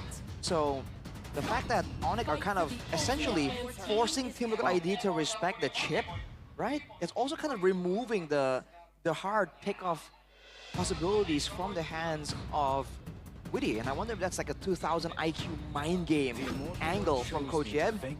Now, Suyo chip. Finally, Team Liquid ID is gonna try and double down on it. Yeah. Speaking of mind games, right? They opened up the Hilda in the second game, but they were able to take it for themselves. Also, doubling down on denying TLID maybe a potential assassin pick, right? But the Suyo comes through. Yeah. And with the chip and the Harith, it's looking like a strong composition. This kind of has to be a Hayabusa, no, for Onyx? Like, the Suyo's already taken. There's not a lot of junglers left. Hanzo? No way. Against the chip? Right. Not against this comp, I feel. Especially against the chip, dude. You and have no idea. It's just not Kyrie's comfort. Last time he picked it, it was pretty off, man. He won on it, right? No, he lost. The last one? The last time? I believe so. It was the one where he went in with the... It was Keyboy on chip. Oh, no, I'm thinking about the previous one where he was able to make plays with a diversion from Sans and have that long-range Hanzo delivery. But no, it's gonna be the Hayabusa. So Sakura and Kakashi for Onyx right now. He's only played it once. Right. So I believe it was the game where Keyboy had the chip. Not the only one bound by these Interesting. chains. Might have been a different match then. Okay. That being said, Phobius now being picked up, being banned up by Onyx. You're seeing a more proper, like, I don't know, both teams actually don't have a lot of good front line. It seems like it's going to be a sporadic type of fight. But Team Liquid ID immediately respect the Valentina for a good reason. Yeah, they lost on Hanzo against TL. Yeah. Oh. I remember it. I remember because it was, he used the Hanzo, he didn't go back in time, and then he appeared in the fight. The glue still going to be banned out. Again, the focus seems to be Aran. His picks has been taken away from him. Now maybe like, I'm thinking more Hylos, GK, those are the two. Maybe the GK here with the chip. Or actually, maybe the Hylos actually with the chip. I don't think Lucas could pop up. CC Valentina banned out. Could be actually, yeah. It's for sure going to be for Team Liquid, right? But Onyx have first pick. Oh, they have the clear Hilda already. Exactly, they have all the cards already shown. Yeah. Even the jungle, right? So everything picked up. All right, though. So the Claude actually interesting. All right, so what would you pick against a Harith, Mirko? Moskov. Oh, just the usual Moskov. Yeah, that's a safe choice. But if they do want to play with the Kalea, with the pickup potential, I can see how a carry could step in. It's just you're not as mobile, right, against the chip. That could be kind of scary. And with this team, it does seem like you want mobility. They're very fast.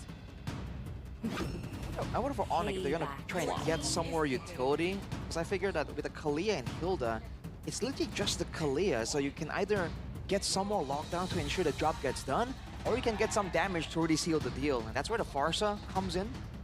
Good option here. Can kind of catch the whole team of Team Liquid ID when they're funneling through that shortcut as well. Signature pick, Farsa. Right. On Sans.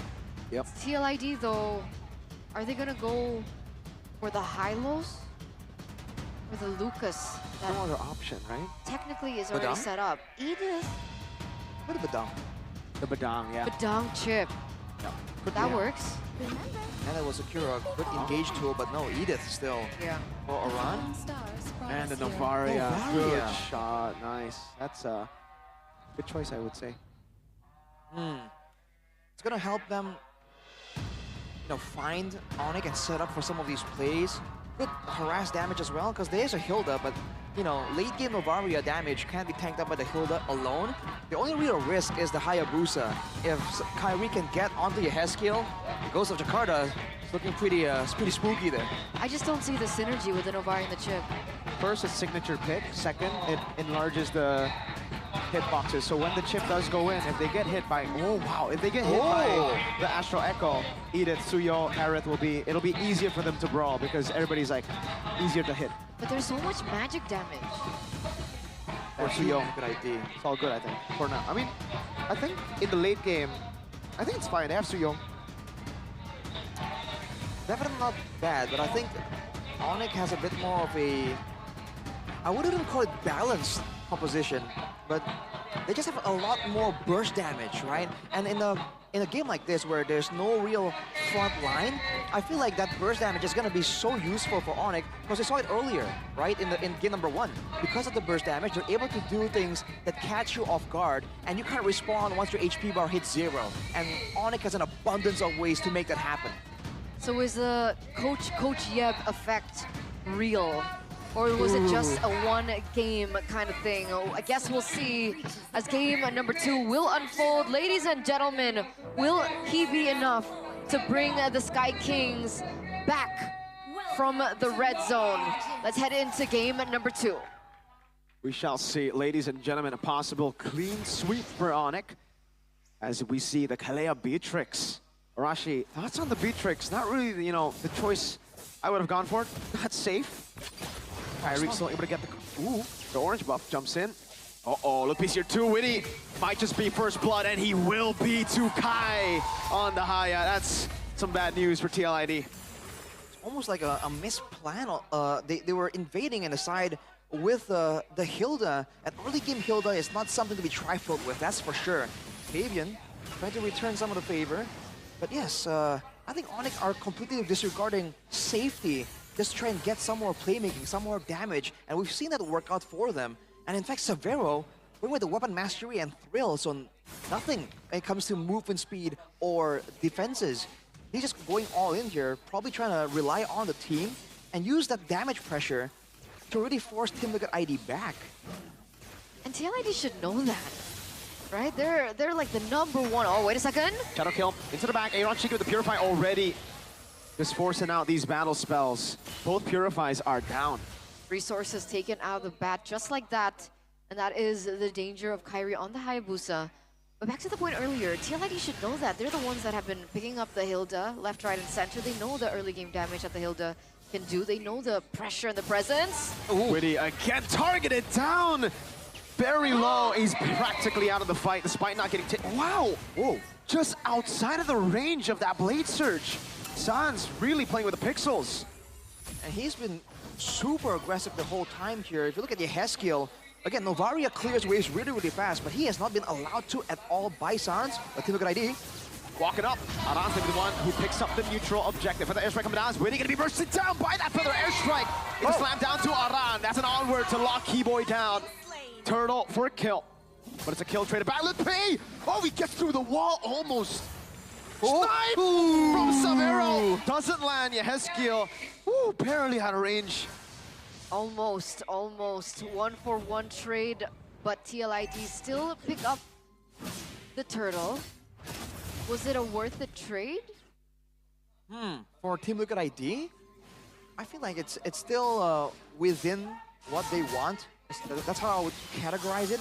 It's definitely not ideal for Onyx against this chip. All they want to do is maintain that control, right? So as long as they don't fall back when it comes to the damage output and the sustainability, I feel like they're in a good spot.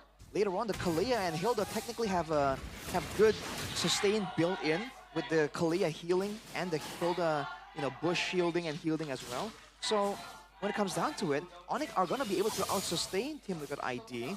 And it's not like Team Liquid ID are fully geared in for some kind of harassment battle. The only long-range weapon they have is that Star Shatter, and they're trying to use that against a Feather Airstrike and a Renner's Apathy. So they're definitely outgunned, quite literally. Yeah, that's definitely what we're expecting when they come down to those 5v5 team fights. Which is why we're wondering, what's the idea for TLID? Because if the idea usually is with the Novaria, you try to go for a range, you go for poke, but like you mentioned, there's so many sustain tools that they have. Do they go for pickoffs? If they go for pickoffs, who's supposed to burst them down? Are they expecting Aaron Shiki, the only person to be able to follow up on that kind of pickoff with Weedy? It's definitely more of a pickoff angle. If they can get to Sans or Savero, then immediately one of the bigger damage-dealing tools of the whole team gets negated, right? But we've seen Onyx play so well to really shut Widdy down. And even now, Kibo is doing a great job spotting him out again and again. And Lutpi can do the exact same thing, but he gets jumped on. Blade Surge, the Onward, and the Earth Shatter, but Lutpi is able to dodge away from that Earth Shatter. Widdy now with the Crash Course. Does get on Lutpi. Oh! Wow! Tsunami Slam to the back with the Feather Airstrike as well. Good Blade Surge out. Aaron Shiva's Bond Force now as Kyrie jumps back and forth with the Quad Shadow. Lutpi in the back is right there. Fabian very low. Lutpi getting away with the Primal Rat on Aran. Looking for it. Kai, this now will be the one winning it out. Still Fabian shooting down. Kyrie jumps in. Shadow kill. 2 kills for Sans. Winning, gunned down by Savero. That's a 3-4-0. That's a 3-4-0. A 4-4-0 with that neutral objective take by Kyrie as well. He wasted 0 resources before that take. Sans. Uh-oh. Way too aggressive this time, Sans.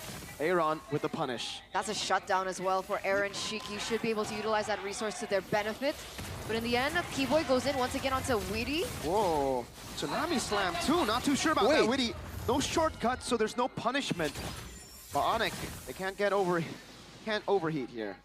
Well, as we said earlier, Hila Sans works both ways. Occasionally, he overextends. Sometimes it works, sometimes it doesn't. But I think a bit of a weak link you can see from Onyx right here is the placements of the Bennett's Rages. We've seen those, it's not a really difficult skill to land, but sometimes Savero has been placing it just outside of range. And that is going to be very important when it comes down to the later stages of the pickoff game. So Onyx definitely have to try and communicate better with Savero on that. Even earlier with the Tsunami Slam, Savero did not put it in the right location. So they were unable to utilize it in that particular moment. But for the most part, it's still Onyx claiming control, 2,000 gold lead. They pick up the turret as well in the top side of the map. And Lutpi has been doing a really great job at zoning Fabian out of these neutral objective takes. They're not giving Fabian an option on the Suyo. That's Weedy. Wow. Is able to escape Kyrie against all of them. Now it's a re-engage from Keyboy. Jumps in, Tsunami Slam, locking him down. Punish Rage! Over to Aran, Weedy to be shredded down. Fabian jumps in, Sans able to fly by away. Lutpi still zoning them in the back. Fabian taking low! Kai with a Quad Shadow and the Shadow kill. It's a good blink out from Yehezkiel as Aaron goes in on Lutpi, but Lutpi is a bit too tanky. It's just tanking everything now, putting the damage back on Aaron. Shiki, Savero. With a shot on Aaron. Lutpi sandwiched under the turret. Sans in the mid lane still. Zaman Force used up by Aaron as he tries to recall. Keyboy cancels that recall. Savero with the orange buff take a turtle for Kai. The Sleeping Giants are slowly reawakening in the 7th minute. Game number 1 was brutal. Game number 2, it's looking like the same. Cut from the similar cloth. Onyx, 4,000 gold lead. Arashi, what's going on? They're just able to use the back and forth, dude. Whenever Team Liquid ID can get a fully committed fight, they have the tools available there. The Primal Wrath, the shortcut, the Blade Surge, all of these tools, right? But the moment Onyx are able to get some distance and then do the back and forth, that dance, you can see Kyrie, even when he's low, able to find windows to get in. He has an invulnerability period. There's a range to play around with for Onyx as well.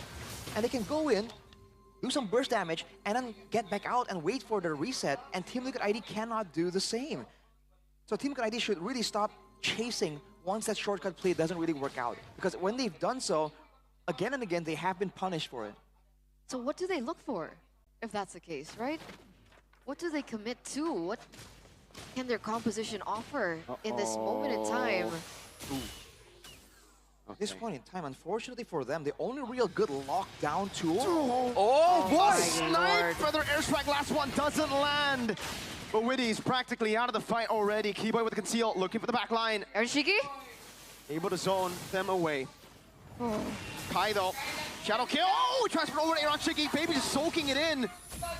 They will recall, but look at Witty in the back. Sans goes in. Oh, what a shot! But Lippy takes him down. Witty in the back, looking for the flank right now. Sans will be taken very low, but it's going to be the gun down. Aran finds the Earth Shatter, and that's the Star Shatter to take Savero out. But look at Kai on Aran. Keyboy walking up, getting the sustain necessary. They're waiting for the cooldowns now. Kai, Quad Shadow locking him down. Onward, Earth Shatter. Kyrie locked. Oh, won't be able to get the kill, but will be able to get back into the Quad Shadow. Onyx with another favorable trade. It's a 3-4-2. It's a 3-4-2, but saving grace for TLID is the fact that they took both Sans and Severo down. So that was a shutdown and given over. Fabian, though. Ooh, okay. Won't be a steal just yet. Onyx, though, now they can set up and do the exact same thing near the Lord objective. Admittedly, though, near the Lord, with this kind of situation, that all-in nature of Team Liquid ID can be a bit better. They just have to kind of space out better right now, because Sans and Savero are getting taken out, but they're doing so much damage before getting taken out. There is a run! Full burst on Aran. He did not get a chance to react to it. Venice Rage, Feather Airstrike. It'll be a turret up top at least, but Onyx will definitely get the value out of this one. Yeah, no contest whatsoever there. They know that he's behind quite a bit. 2 levels down, plus even if they wanted to go for, let's say, a team fight, Aaron Shiki only has 2 items under his belt, no Holy Crystal just yet. So they're buying time, and hopefully this could be the moment where they turn things around. Maybe that's what they're thinking. Could be it, but against a Farsa and a Beatrix, man, the siege situation doesn't really look too promising. Onyx, whoa! Oh, Redder's Apathy! The ball from Sans! Feathered Airstrike and the shot. Sans and Savero, the double S of Onyx. What was that? Was that lethal ignition tick? And blowing one. Wow. And the built-in Farsa passive as well. I mean, man, that's a combo we haven't seen in a while, and it's devastating, dude. That's Aaron. Check out the picture. Whoa! Keyboy! Getting the pick. Sans again with the burn. What? Onyx are well and truly back. The mastermind behind this, but the players who have all the morale. Keyboy jumps in one more time. Aran with a Primal Wrath. Keyboy gonna be taken very low, taken down by Aaron Shiki as he pops the Mind Force down. Now Kyrie with the Quad Shadow jumps in. Aaron trying to poke Sans. Turret very low up top. Savero just needs a few more shots. A base turret again falling down below. Wow. What was that engage? We're seeing Onyx back. These waves are still crashing in favor of the Sky Kings as well. TLID have not been given room whatsoever. Oh. Look at that damage! This time though, Savero with a big blunder. Oh, still able to flicker out and the Kyrie? Oh! In the back, getting a killing spree with a Quad Shadow, able to escape as well. Witty, no flicker to jump in. Onyx somehow with Savero locked, with Kyrie jumping in.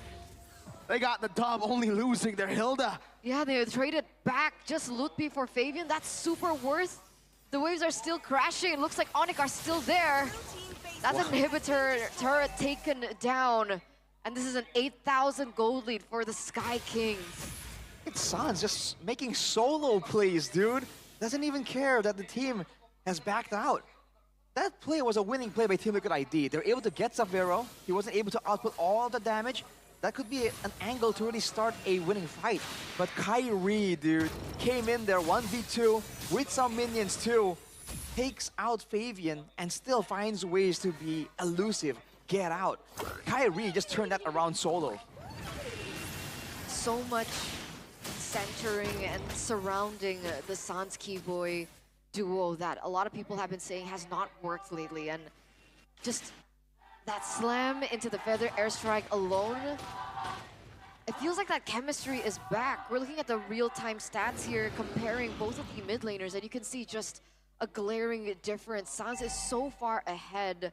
On top of all the damage that he's been able to do, he now has the Divine Glaive, so even if there's magic defense, that's gonna be a problem. Uh-oh.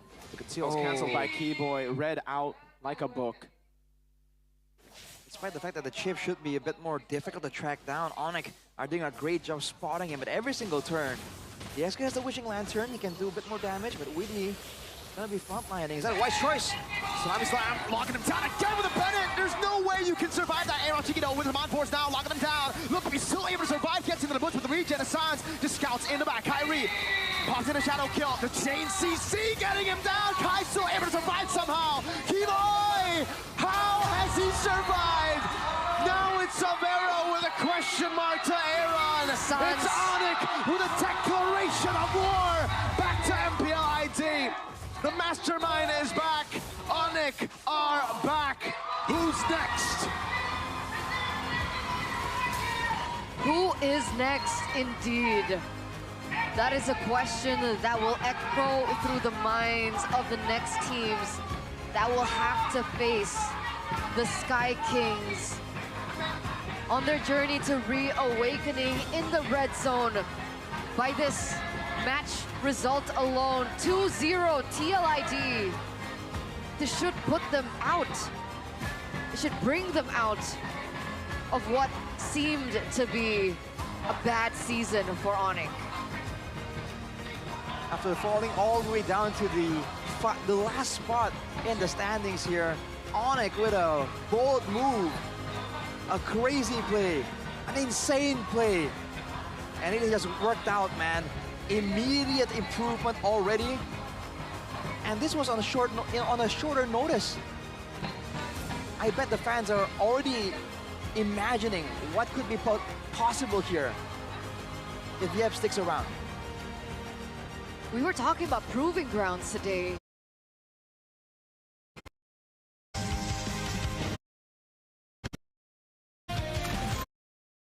Bersama di mana regenerasi dari game or first match as well into leg number 2. So we haven't really seen how RRQ has adapted and how they've... It's RRQ, or is it just an obvious answer now? RRQ needs right now, as they are now ready as well to get to their battle stations. Up on stage, that's Sutsujin in the jungle, not Hazel. And we're gonna see how exactly they're gonna pan things out. Do they have the strategies to take this team down? Last time it was Hazel. RRQ will also deploy a new member on their team. It will be La Mercenaria Sutsujin, making his way up on stage to lead the kingdom. RRQ Hoshi. Cold as ice, nerves of steel. Sutsujin back at it again, trying to go with an ice-cold performance here. Gonna go for a clean execution to try and take down Bigatron. Get a W back for his team and continue that Season 15 dominance. Now walking to the stage, arguably even more important than the players, here come the coaches. The brains behind the bronze. Let's welcome Keskute as well as Coach NMM and Coach Itumax and Theo Nile. Coach Eto Max. I remember calling him Mr. E2 Max at MSC 2022 when he was still coaching Smart Omega, or he was still playing, my bad, for Smart Omega. And then he was like, haha, no, it's Eto Max. Eto Max. Okay, thank you, sir. Now he's coaching my favorite team. Well, had great results there. You want to know who won MSC 2022, Arashi? Do I want to know who lost in the finals, Arashi? Oh. I cried. I got really sad too, to be honest. Moving on. Yes, let's move on. Let's move on to Mr. Chahyo. Chahyo? Chefin? In the building? Technically, Chahyo is in the building. No, this is Chahyo on stage, not in the building. All right, let's talk about Mr. Chahyo on stage and not in the building. Well, unfortunately, the stats don't really show him to be the greatest of players, but it's because of the inconsistency, right? When this guy is on point, we've seen great things come out from him, and maybe that's why he's being selected today. In the player rankings, though, hang on a second. Wow, he's beat by his own teammate. Hey, his number one op is his boy, Finn. This is the competition within, right? When Light came up, when Finn just got promoted, it was still Light who played in their first match. And Light said after winning that, this is the competition that we have inside of BTR now. Like, we have to be constantly one-upping each other. And I think because of that, both of them have really improved. Sometimes that's what it takes, right? Yeah. Sometimes that's what it takes. And maybe because of that, despite the success that BTR have found so far with Finn in the roam, maybe Light has stepped up. It could be the case. Again, on specific heroes at least, he's shown to be really, really good. Maybe now he has a wider hero pool that can be used in the drafting phase. Especially in a matchup like this, Bigatron against RRQ, dude, the drafting phase is going to be so critical. And any single weakness will be exploited. Don't forget the man you see on your screen here, the Maestro, who's been able to do so well with the new patch. Novaria, it seems like the patch was kind of built for him. Back on the carry mid laners, Rin's obviously more of the utility type. Those Lord steals, those objective steals were expensive for BTR. Moreno has been popping off. Are you worried, Arashi? No, I think we've dealt with aggressive, talented mid laners before. I don't think it's something that's foreign for RRQ to deal with. Remember though, Rins, even though he's been very utility-based, he has a reputation for going aggro. So hey, you know, gotta be careful, man. Okay, a lot of aggression. It's not guaranteed. It's not guaranteed. It isn't, but what's guaranteed is now BTR, the Red Robots, have first pick with a 50% win rate. Meanwhile, on Red side, they actually have a 69% win rate, so they've been doing better on Red. Meanwhile, we are going to take a look at the stats for RRQ that will be on Red side, and it looks like it's a better win rate for them on Red, 75%.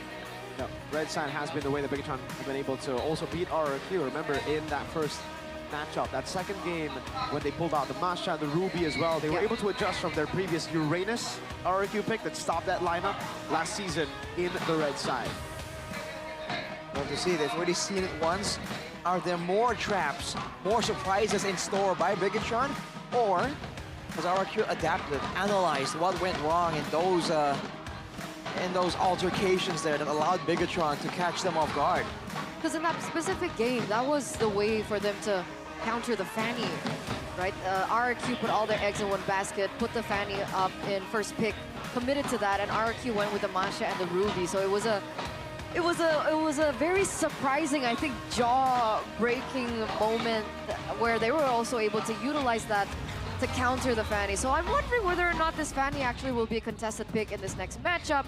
And I guess we'll see as we get into the drafting phase. Ladies and gentlemen, for the final match of the day to close things out here in Week 6, day number 2, presented to you by the official tournament smartphone Samsung Galaxy A36 5G. No Fanny ban so far. BTR Hayabusa chip band out. RRQ Jushin. Tail's been itching for a real fight. Kalea also going to be respected here. Does seem like RRQ might want to leave the Fanny open. I think both teams haven't been able to really utilize the Fanny. It was also the Fanny 2 games in a row that we saw BTR go up against RRQ in that first leg. Yeah, so both teams definitely have a great flexible jungler that can use the Fanny, but again, it all depends on how well. You can't just simply be able to use the Fanny, you need to be able to do amazingly on the Fanny. Especially with both these teams having great roamers, right, that know how to adapt in their playstyle and know how to select skills, select utility tools for the right member. So if they want to go with a Fanny, it has to be a very elusive Fanny to try and go around a lot of these danger zones in the middle of a big team fight. So now the big question is, RRQ, do they let it go? And the answer is yes. Granger, last ban from the Kings of Kings. Are BTR gonna pick up the bait? Are they gonna put it on Anavel? I think the Harith and the Joy will be the better options here for BTR. Again, for Anavel, sitting at a 0% win rate on that Fanny. Exactly. for RRQ as well, we've seen Tsujin seem uncomfortable on that Fanny as well.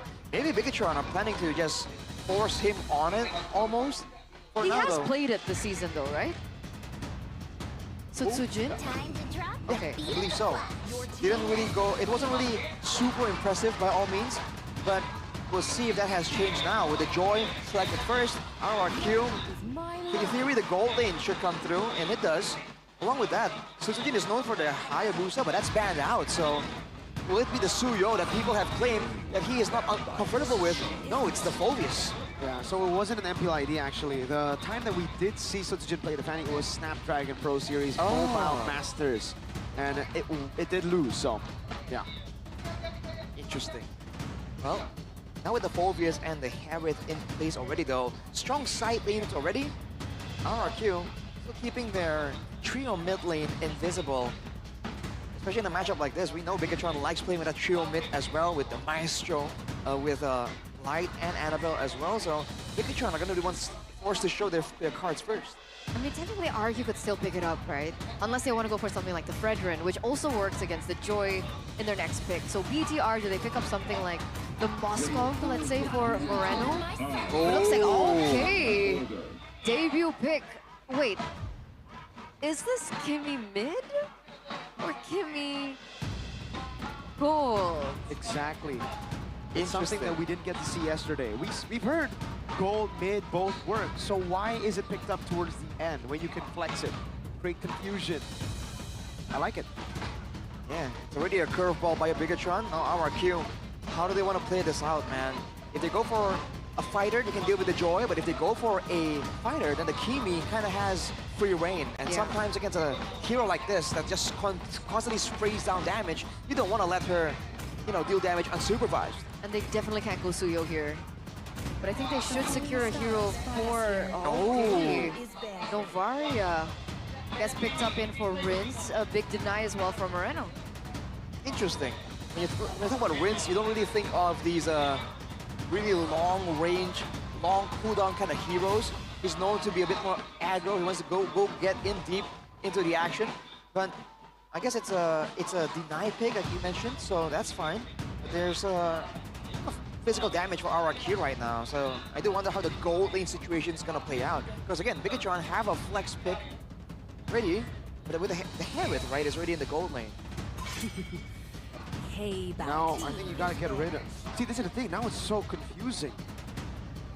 You kind of need to get rid of the marksman, but also the mid lane. You don't know where this Kimi is going, so every ban you go on mid or gold is kind of like something you throw out the window, you know? Just like, all right, here are just the things that we don't want to go up against. And the Farsa has been a really good way to beat the Harith. We saw it from Ila Sans just earlier, a couple of times back as well on just the Farsa versus the Great Harith matchup.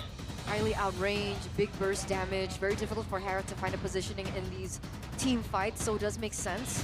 BTR though, what do they ban? At this point, right, he's gonna squeeze out on the jungle options. The Fredrin immediately gets banned out already. And again, we've talked about how there's a limited amount of heroes in the hero pool for Tsujin, technically. But now with the Masha ban as well here, definitely a lot of respect to that surprise pick we saw before. A little PTSD, I think. Yeah, it's like, for nah, no, Luke, stop. Okay, but with Fredrin banned out, this really starts to limit Tsujin, honestly. Yeah. What does he go for? He cannot go Suyo, right? Lucas Haya. Yeah, he can, but Kimi and Joy, He's banned. Kimi and Joy will definitely punish. Penetrate through, you know, the no more magical damage reduction. Yes. Yep. Got thought Kimi, Joy. Yeah, I guess Hanzo, but I don't know if they really want to go. They're gonna ban out Edok too. They know that they've done enough in the jungle. They want to see the Suyo. And Franco Novaria is such a good combination as well. But Tigreal can serve a similar purpose. Yep. It's a good deterrent, but for the backline of Bigatron, they can still go for some Purifies right here. If it comes down to a long-range battle, yes, RRQ has an Novaria, but that's not really all that guaranteed, right? Those spells are on a long cooldown. Bigatron, they get something a bit more spammable here. They can go and play this front to back without too many problems. they can outrage and force some crowd control tools onto RRQ. That kind of limits the movement of the Tigreal, Phobias, and Harriet. So lockdown is definitely going to be very valuable for their game plan here. I agree. Lockdown is going to be important, but also physical damage. Because technically Kimmy and Harith, we've seen the Kimmy outrange the Harith in lane. But what happens when they don't have that physical damage? Glue, poor Gluck, by the way, gets locked in. We finally get to see the Glue at play. And there it is. They put the 1-1 in the gold lane. So it's going to be Moreno, the Maestro on the carry. A lane for Sutsujin. A great pick against the 1-1. Technically, a great pick against Ajoy. If you look at the matchup earlier, Rin able to beat Albert on the pick. So, boys, what do we feel about the drafts? I think RRQ has great potential right here. Good wave clear, good three-man roam. And again, if they get going, right, they have mobility tools, and mobility is always great in a team that likes to go for that dance, that cha-cha around the Land of Dawn. What about you, Mirko? That's a GG combo. Gato Kacha Glue. That's Glue, brother man. That's Glue. That's Glue. That's a signature pick, yes. So things are already getting heated, ladies and gentlemen. Even on the caster desk, the MPL arena are soaring as well for the respective teams. So here it is, ladies and gentlemen. Will RRQ be able to bring and break the win streak that BTR have fought so hard to continue? Or will they be able to find their revenge here? Let's get into the Land of Dawn. Game number 1. Here we go. Tensions are rising here in the arena, man. The fans are definitely ready to see a conclusion. Let's see, man. The mid lane, there's definitely going to be a lot of action there, but between the roamers as well, in Light and Edok, we'll have to see how the early game plays out, man, because I think both have a decent ability to really do a lot of damage, to actually be a real threat in the early game. Yep. You can see this early game, though, for the 1-1. This is what you can expect. The 1-1 will definitely have a better lane, especially level 1. Very tough for you to all-in or even trade against the 1-1. Luke in the bottom lane with the Glue, too. This is going to be a winning lane, so BTR... Oh! Okay, no, Annabelle takes it. But BTR definitely have more pressure on all 3 lanes. At least for now. They don't have all the aggressive laners, even though there's good RRQ as well. It's going to require some more levels to really excel, but look at Sutsujin. I'd get caught there. But no, flies out with the Finch Poise. Still playing very actively, Sutsujin on the map, despite, like Mirko mentioned early on, losing all 3 lanes. And I think they're going to put that pressure over onto Eman. Not going to be able to find it just yet. But I thought one of the main ways to kind of make sure that this lane works is to have good lanes. And if they don't, how do they utilize Sutsujin? I mean, they need good lanes, but also lanes they can kind of set up for now. Light's looking for something right here, and Tori definitely is getting bullied a bit more, but Sutsujin is back. Yeah, that's why Light is just hovering over top. He knows that there's going to be a lot of kill pressure on 1-1, especially when there's a Ling around. Yes, without winning in the lanes, if they have wave clear advantage here, which RRQ do have with the Novaria, you can see right there, there's a chance I can kind of rotate earlier and facilitate Sutsujin. But now in the first turtle, I'm not sure if RRQ wants to try and bank on this big fight right here, especially with the Ling. He's not having a lot of fighting power just yet. Well, he finally hits level 5. He's a little bit behind on Annabelle in terms of that. But you're right, Eman. Full gank to the back, Eman able to pop in the Inspire in time. Sutsujin can take a few shots, actually, of the turret, but they have denied Eman of a cannon minion. Now both teams are still dancing on in the turtle pit. Seems like Bigatron are making the move first. They do get it. Pretty small win for Bigatron here in early game. Definitely dictating what objectives, what movements are happening. RRQ, they're still in this with only, they're only down by about 100, 200 gold. It's definitely still pretty much dead even. They had that information, right? That was information given as a green light for them to pick up the neutral objective. And that's what they were able to capitalize over. We're looking at talent prediction in by Go Bay. Papulong and Mr. Mirko Man here, 2-0 for the Red Robots. Apollo's right, 2 times in a row, could be 3. Oh, so you believe in patterns, is what you're saying? I believe in Mr. PP as my goal, Papulong. Mr. Papulong.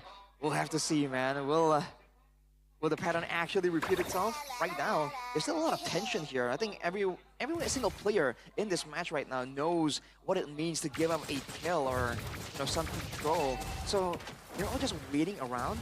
Arc in particular, though, I feel like they have a plan right here because Edok is playing very conservatively, and he is usually the tip of the spear, the guy setting up all of these plays. So I think it's intentional for RRQ to kind of slow this game down a little bit.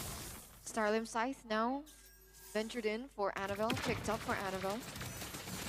Will be an additional utility force that he can utilize. It's 1v1. Yeah, Annabelle definitely winning out here. Syzygy forced to recall, but I believe he did get the steal, right? He did use the retribution. And he will be able to get an XP crab up top. Uh-oh, this might be a solo kill! Toy! Taken down, first blood to crack the action is in the gold lane. Man. That's huge. That's huge, Arash. Iman 1-0-0 on the 1-1. You can see the gold also shift a little bit more to the red robots. For sure, first blood is a massive thing, especially with Toy, the player that we have mentioned to have really good laning, but not so good team fighting. But now look at this, whoa, Bigatron. All in over to Dyron, mounted as well. Annabelle already back to try and beat Syzygy. Kind of go on to Annabelle, who still has skill too. Dyron going to be very low. Still though, Luke will escape. Just walking away, goes back in, onto Dyron, pops in the slam. No spread just yet, flickers out the safety. Edok leaving to play. Oh, wow, that combo with AOG too. Two-man implosion, Moreno able to purify out of there. Luke going to be taken down, but Edok won't be able to save Dyron. Annabelle gets one. That's two with Edok taken down by Moreno. All right, so a 1-4-2 trade now, and this is a green light for BTR if they want to look for the neutral objective. Looks like Annabelle's going to rotate towards the bottom side, pushing the wave first to kind of put Rins in his place. Meanwhile, we are looking at the gold lane, still going to be able to be dominated by Eman, but he doesn't go for the commit.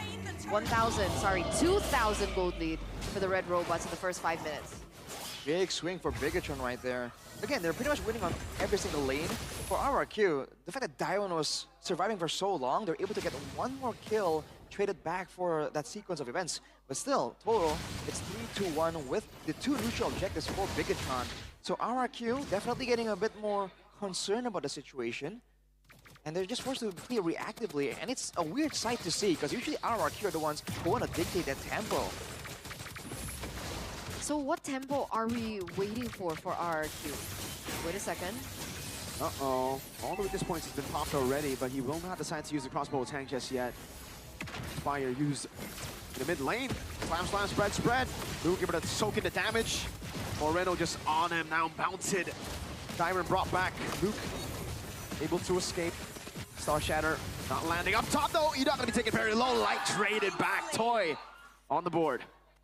Always a long period of silence and then a big burst of action. Bigatron definitely want to respond some form, some way. Luke already rotating to the top. There might be some kind of dive angle. 1v1 in the bottom lane, though 3-level difference. Uh-oh. Syzygy kind of in a tough spot. Won't be able to get this 1v1 down. That 3-level diff a bit too big. Hurting them bad. We're looking at the items already. Only one item, by the way, being taken in by Annabelle, still able to win that 1v1. Well, I mean, again, with the level advantage, it's already a tough wall to get over. But with the Holy Crystal basically almost done there, you know, it's kind of deceptive to say it's only one item. Toy, though, close. Daring to go for some of these trades, definitely bold maneuvers. But now with the next objective coming through, with no purple buff for Syzygy, what's RRQ's move gonna be? Now it gets really tough. No purple buff. Ow! And onto the problems, that's a Holy Crystal already done for Annabelle. Fraction Pulse as well. Look at the poke, Syzygy. Can't threaten him up top, crossbow with Tang. Eman caught in the back pawn, Implosion coming down as well. Oh, Star Shatter to save Toy's life. Rins from downtown, getting that connection. Dyron now putting the stacks on light just to go for the jump. The response for BTR, Turtle down below. Syzygy will not be able to contest this. Annabelle picks it up. Gets away up top though, Light. All right, just dashes out to safety. RRQ right now playing for the gold lane very heavily, but still, Eman is up by about 200 gold. Ooh. Again, almost another 1v1, almost a solo kill. And Syzygy's gotta be careful, dude. Annabelle has a ton of damage available right now. Wait a second, Syzygy's gonna be walking up here. But Annabelle gets a turret, brings 3 members down, gets some space for the rest of the team up top. Annabelle's doing work, for sure. And we thought maybe RRQ with the lane would have a little bit more side lane pressure, but unfortunately, with Sutsujin losing in these 1v1s, it's not as simple as that. It's Annabelle that's been able to kind of capitalize over that fact, being able to pick up 2 turrets so far. Now there's damage onto Edok here. Uh-oh, mounted on now. Edok might have to use a flicker, and he does. A big flicker used on Implosion. The AOG locks him down. That's going to be the traction pulse light. Makes up the kill. Oh, Tyron gets 3 members on that. That's going to put a pursuit over. Eman looking for the points, and we'll be able to find it. Inspire used up. No crossbow attack. Sutsujin had to wait on that. Couldn't have pulled in the trigger because the crossbow tank was ready. Just like that, 1 for 2 trade. Edok able to actually force Luke into a tough situation. So it's still some space for RRQ. Whoa, man! Tempest of Blaze used, Annabelle! The orange buff is still secured, I believe, by Sutsujin. But man, that damage is starting to pile up. Especially the Novaria damage. We haven't seen a lot of long dances where Rins can output some of the damage again and again. But you see Bigatron also itemizing smartly, going for these Athenas, making sure that those random shots of damage won't compare to how much damage Moreno can deal on this Kimi, man.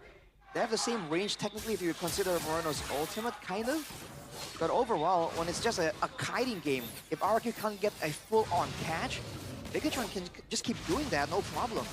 But we see the potential now from RRQ, right? Astral Echo, and then we see Dyron pop in, being able to take control over 1 or 2 or even 3 members of BTR.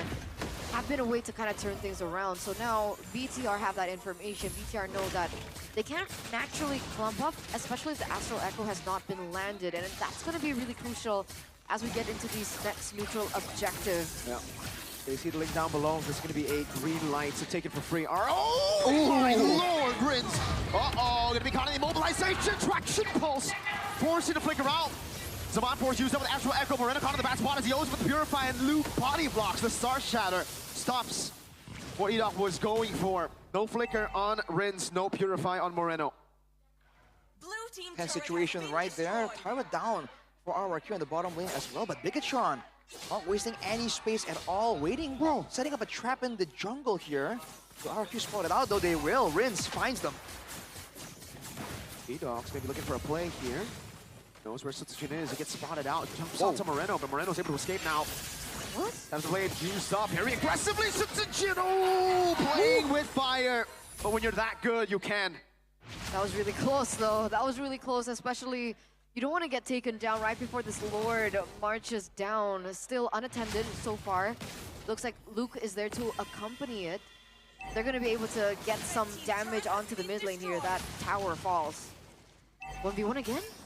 Yeah. Implosion connecting onto Eman. He's able to escape for a bit. Oh, by AOT! Onto 2 from Light. Eman going to be taken down by the burst damage, though. Light still able to survive for a bit. Toy getting the Holy Crystal. Annabelle cleaning them up. Light able to escape. Gets bonked out in front of pursuit. Now mounted on. He still wants to go for more. Moreno caught again. A Star Shatter from Rins as Annabelle deals with Dyron. Now a 2v2. Annabelle and Luke against Rins and Toy. Oh wow, man, considering the fact that Bigatron were the ones in control right there, it's not exactly a favorable trade-off events, but it keeps the game going longer, where RRQ can use that Ling advantage to try and do something. But Dyron, man, Dyron has been holding this game down the whole time, dude. Every single big team fight that could have swung the balance completely in favor of Bigatron, Dyron just body blocks it and gets in the way. Yeah, always, always, always. It's starting to become a big problem for the Red Robots as they were looking to secure in that snowball from the early game. What was once, what, 3,000, 4,000, gold lead, now only 2.7.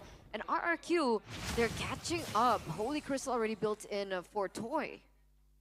Edok. Ooh, whoa, shove, implosion. Luke, can he spread? Oh, flicker out to safety, the spread as well. Star Shatter not locking him down. Luke gonna be taken down, but in front of pursuit as Eman walks up as well. Moreno jumped on one more time. Dyron unable to go for the last shot there, and it will be a kill back. Dyron for Luke, both XPs down. Unfortunately, man, for RRQ, the moment Dyron commits and says it's time to go in, he can't really back out of that engagement. So he's been able to find something, trade back at least, or zone the rest of Bigatron.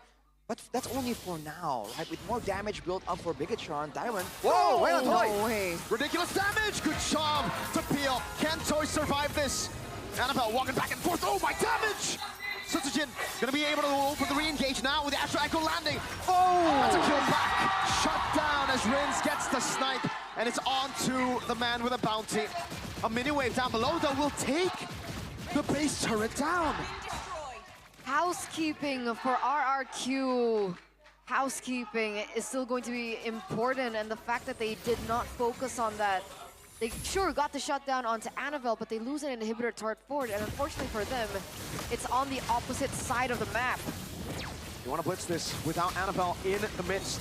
It'll be tough. Luke though, on Toy he goes, trying to put on the stacks to go for the mount, but he will not be able to get it in time. He'll go onto Edok instead, and he gets bursted down by Toy.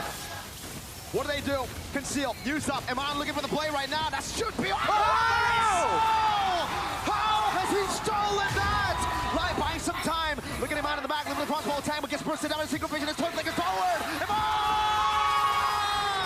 gets the crossbow attack. Edok low, traction pulse, locks him down. Annabelle gets a solo. How? Moreno with the steal, Iman with the winning fight, Tyron with a desperate play, but it won't be enough. BTR are going to go for the base. Unlucky. Unlucky for the Kings of Kings. Unlucky that Iman was able to get those points in, create and turn the things completely around. The entire situation has shifted in favor of the red robots, and the Lord is still marching. 16 seconds for Dyron to spawn back into the game. The base is wide open. Traction pulse stops Edok and immobilization as well. Good shove away. Base turret. Oh! Implosion baited out. Immortality down. Toy with his on force. The Lord is still there. Annabelle looking to clear the mini waves. Toy doing the same thing right now, trying to defend. Another base turret falls up top. Lord taken down. BTR want to play one more. And they can afford to do so, man, with 3 base turrets down. All the control in the world right now. Luke, though, tries to find something. A mount down. Look at his Zaman Force though for Toy. So Jin diving to the back with Tempest Blaze as well, just trying to buy some time, but Zaman Force is down. AOG not locking anyone down. The base will just be targeted. BTR strike first. That was so clean. That was such a clean performance from the red robots. No fin, no problem. Light just was able to blend in so well into the team. It looked like they were on a course, on par, of the same direction and the same vision. Moreno once again going for that steal. Everyone was making amazing plays individually, and RRQ were not given room at all. Impressive stuff. I mean, that Lord moment there where RRQ could have gotten it, that was the moment that has been building up from the beginning. They played slow to try and get an equal trade, a playmaking opportunity for a moment like that, and even then, Moreno just denies it. And I think at that protected. Because protection can be fun. Right as we're getting into the playoffs, will be a big thing. Game number 2 drafts presented to you by the official tournament smartphone Samsung Galaxy A36 5G, and on blue side RRQ have gone for the Masha ban in the first phase. Dude, the Masha is in their heads. Yeah. It's always in their heads now. I mean, seeing that they're first banning it, it definitely is. I do wonder if it's because they really want Dyron to have a strong, dominant lane. And that's the case. I kind of feel like there are ways to deal with the Masha without banning it out. It's just such an unusual strategy to see in Season 15. I think Bigatron are the only team who has really shown it yet again after its passing a couple of months back. So definitely is quite interesting to see how prio it is. Maybe now it's going to be a lot of focus and emphasis on getting something really good for Dyron. Also an emphasis on opening up really big prio heroes, right? Gatot and Masha. Those slots are usually for, you know, Jushin, Kalea, Granger. We see the Hayabusa sometimes. And all of that has been left open. So now it's kind of in BTR's court. What do they decide here? Kalea or Hayabusa at this point. I think those are the 2 bans that are very value. Because for the Granger Harith, I still think it can be traded out. I don't know if RQ want to go Harith or Granger if they get the option to. So far, last game it was banned out, so they could have only gone for Harith. They decided to ban out the Kalea. It has been more prio. Will RQ take the Haya or Harith? That's the question here, especially with Toy already nullified on the Harriet earlier. They go for the Joy, actually. All right, now Bigatron has the chance to have their pick from the selection. Harriet first, immediately the hands of Eman. Definitely a bit of a concern there. Along with that, what do they want to show first? If they want to fight the Joy, they can still have the option to pick up the Fredrin here. And Annabelle plays Fredrin. I think they can save it though. There's no reason for them to rush. So maybe a mid laner again could be... they could still go Cho. An early Cho for Light has been a pretty good option in the past. But if not, maybe they just go Novaria. Do they go Kimmy? They go Glue? Go for Flex again? The Kimmy won't be Flex anymore because they already have a Harriet. Now go Valen. The Maestro getting his hands on a pick that we've seen just Mr. Gila do really well on earlier today. Interesting to see the Valentina resurge like this. For the longest time, the Valentina is a bit more of a situational pick, an afterthought. Now he's gonna back in the picture for our RQ. Go with the Hylas. Most likely for, I mean, whichever player it goes to, Darren or Edok, I think we can all agree that we are expecting something a bit more dynamic, something a bit more playmaking heavy. But it's gonna be the Hylas for them, so they have the chase potential for sure. I don't think Edok has picked up the Hylos this season.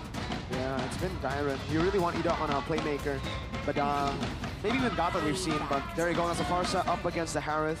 Oh, into the Valentina. Yeah. Interesting. So, airstrikes can be taken away, so can the Glorious Pathway. So, again, sets up for the situation where if Bigatron starts getting any momentum, you know, Bigatron themselves can use the Glorious Pathway and guarantee some really good chase potential. So it seems like, again, laning becomes something that's such a prior right now, and both teams are kind of trying their best to hide almost what they have. The Hayabusa, though, falls into the hands of Bigatron, not RRQ. Yeah. That's definitely... I don't know if that's something that Kescute has taken into consideration, has counted on. Yeah, I think it was either the Haya or the Fredrin, right? We were talking about it. They just had to go on the Hayabusa, a bit more damage to play with, and they kind of need a physical damage hero here. If they don't pick it up, Haya's going to be banned out, maybe even the Hanzo, and then they'll be stuck on just Magical with a tank in the jungle. Not really the best against this kind of comp with the Hylos already. So now entering the second phase, it looks like BTR have opted to go to the Moskov ban, denying that away from Toy. But even when they had that macro advantage, it wasn't put to great use at game number 1 with the Ling. The Moskov maybe would have been a different thing. But right now as well, with the Moskov ban out, then RRQ has no real laner that can kind of kite back reliably and self-peel reliably against these assassins. And a lot of these gold laners can kind of dive through aggressively towards him. I think they gotta ban Glue, right? RRQ, they kind of have to ban Glue. The Glue is still a very good choice. There's no Faramis on the other side. Farce is already revealed. Yeah. And there's a Hylos. Like, Glue notoriously does amazing against the Hylos. Is there an option for RQ to pick up Franco? Franco Farsa? There definitely is, but do you want to go Franco and give away a bloody hunt to Valen when you have a Joy? Yeah, that becomes another concern of their own here. Because of the Valentina, now this Harriet and the Hayabusa can have a great time. Solid choice. Pretty good, man. They're setting up for a Tigreal last pick, I believe, here, with Valentina, the Hilda as well taken away. RRQ, they take it for themselves first, denying it away from BTR. But that'll be tough because, again, you're giving an implosion to Valentina. And it's Moreno on the Valentina as well. Oh, this is tough. BTR, again, I think have done a very good job at setting up for this. Even despite RRQ's emphasis on Rome, Gatot, Badang, Cho. They're really targeting Chahyo, Light. And we saw what he was able to do there, not just by playmaking, but by smart maneuvers around the map. Final 2 cards for RRQ. The Franco indeed comes through, along with the Granger. So it's a long-range type of strategy. It's a burst pickup kind of strategy. And for Bigatron, they have one reliable frontliner. Do they want to get some more? Tigreal or Kufra?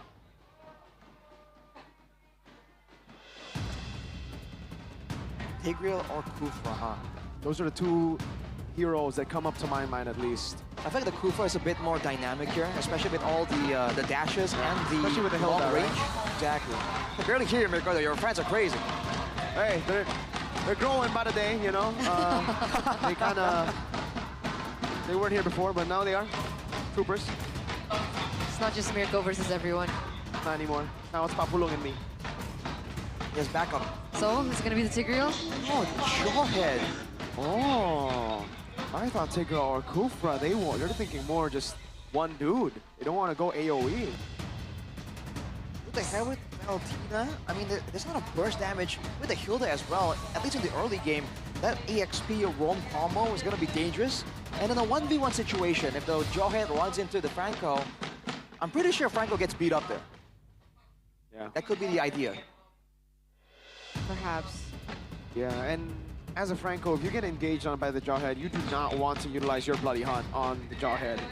Right. But you can't really escape. And you have no reliable escape tools anyway, so yeah. The scouting game is going to be quite interesting to see here.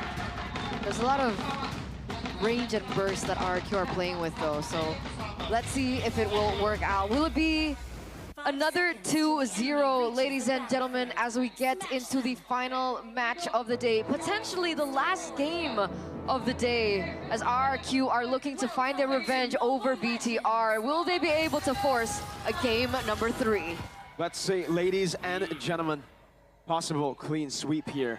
We got the Hayabusa, Kakashi, the new skin, and RQ. Remember, they are far off from first place compared to anyone else, so losing would be pretty big for them.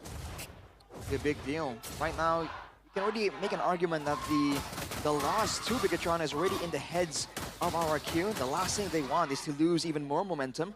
And looking at the emblems right here, Agility and Widow's Blessing for Edok with a common emblem. He just wants to stay on the map as long as possible, make the plays happen, exert that pressure. For Bigatron, it's a bit of the same idea. Annabelle trying to find something.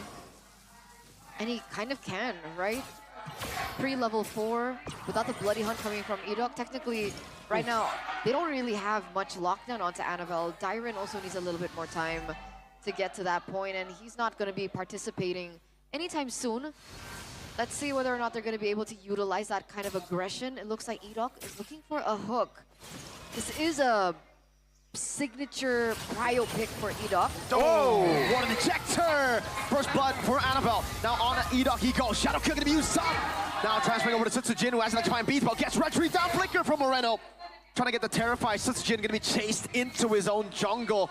Luke all the way from downtown.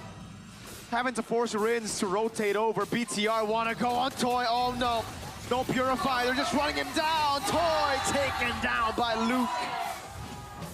Way too much damage, way too much aggression right there. Oh, Moreno. No, gets hooked. Oh, but the kill goes on Edok. Not ideal. Hold up, this might still be no bonk used up. Luke also with the vengeance. Sutsujin on the turtle, Annabelle rotating over, has the retribution. Sutsujin putting over the stacks right now, gonna be caught in it now. Retry win for Sutsujin, very low. Luke taken down by Rins. An Iron Hulk too with a Bloody Hunt. And we're back to level on the board. All right, again, big, not even big, small shifts in momentum back and forth. That is what we've come to expect. That is how game 1 went on. But now RQ has a bit more to say, more dynamic moves. They go for a dive out of top side, but Eman is just really good and avoiding for the most of it. It's a flicker as well, by the way. Not going for the Purify, understanding that if anyone's gonna get to him, it's gonna be Edok. And you can't really Purify from it. Ooh, light. The flicker out, the Iron Hook will land. Annabelle don't pass the Shadow Kill into the back line. Edok still has the Bloody Hunt! No, he doesn't. It was on cooldown. Eman with the flicker forward. Eman force as well. Edok taking low. Feathered airstrike stolen. Rins falling to the last strike. That's a 2-4-1 trade. Light goes down. Eman nearly as well, but Annabelle comes. With the crotch shadow, the Maestro finds a triple. It's solo play after solo play again and again. Bigatron wrestle it back from RRQ. Oh boy, we have a game on our hands, dude. It's only 3 minutes and there's been 10 kills on the board. Eman staying way too long, getting punished by Sutsujin. Not the greatest of decisions. Looks like Annabelle is looking for a pick here. Won't be able to get it. They know that Edok still has his ult up. The Bloody Hunt is still available for him to utilize. No lockdown. But man, Eman already at 0-0-4, now at 1-4. Oh, look at this. Planning to go for Iman right as he walks up. Oh, good read from Iman. Right. Oh, unstoppable force. This time, no flicker. Edok gonna be using Bloody Hunt, but again, onto the light. That's not really the best option to go for Moreno. Steals the Death Sonata just to shoot it back at Toy. To trade things back, but you mentioned it, Mirko. The Franco against the Jawhead. That's the problem here. Bigatron can just force these engages again and again. With a turtle up, one man down, RRQ are still in the area, but what can they do here? Might be dangerous for them to stick around. Jin walking up, now getting the shadow kill used up, and the retrieve from Annabelle. Locking him down, Dyron taken very low, still able to sustain for a bit, but Annabelle comes back in, and now jumps on the Jin. Moreno. Feather airstrike, not with the flicker. Jin forced to recall as BTR continue to control the enemy jungle. Yeah, they pick up 2 there. Turtle, and they pick up Dyron as well. Annabelle, luckily, with a ult, is still going to be able to get that retribution down. Plus, he was a level above of Sujin, so not the best of odds for Sujin to pick up that neutral objective. And to make things all worse, that's all the gold in Annabelle. Annabelle just takes all that gold for himself right there, trying to snowball even further. RRQ, it just really seems that they can't really rotate with the same kind of speed that Bigatron is doing right now. Luke, oh, getting jumped on. Bloody Hunt on Luke. Even if their airstrike committed down. Oh, that's an ejector, a big bump to the head. Light also taken down, but it's worth it. Now Edok gonna be caught in a tough spot. No Bloody Hunt to utilize him on. Jumping back and forth. Meanwhile, in the mid lane, Annabelle clearing and shoving. When the dust settles here, Moreno is 4-1-3, and we know what this guy can do when you give him the resources. It's looking dangerous for Bigatron. Luke sets up a dive. Iron Hook not landing. Moreno forcing Rinse to flicker. Dyron walks up, has the glorious pathway, will be able to utilize it. Luke pops into Vengeance to escape. No Death Sonata to lock him down. Edok looking for a hook, but will not be able to find it now as Dyron gets chunked really low. But the airstrike as Jin dives into the back line. It's going to be Iman jumping back and forth with it. Good ejector. Iman with the flicker. Iman constantly dashing. Luke with a gamble that does not pay off. Rins takes him down. Yeah, BTR looking a little bit overhyped here. They do have space and has given space for Annabelle to put some damage onto the mid-side turret, but it still stands. It doesn't get traded back. That was a 2-4-1 in favor of RRQ.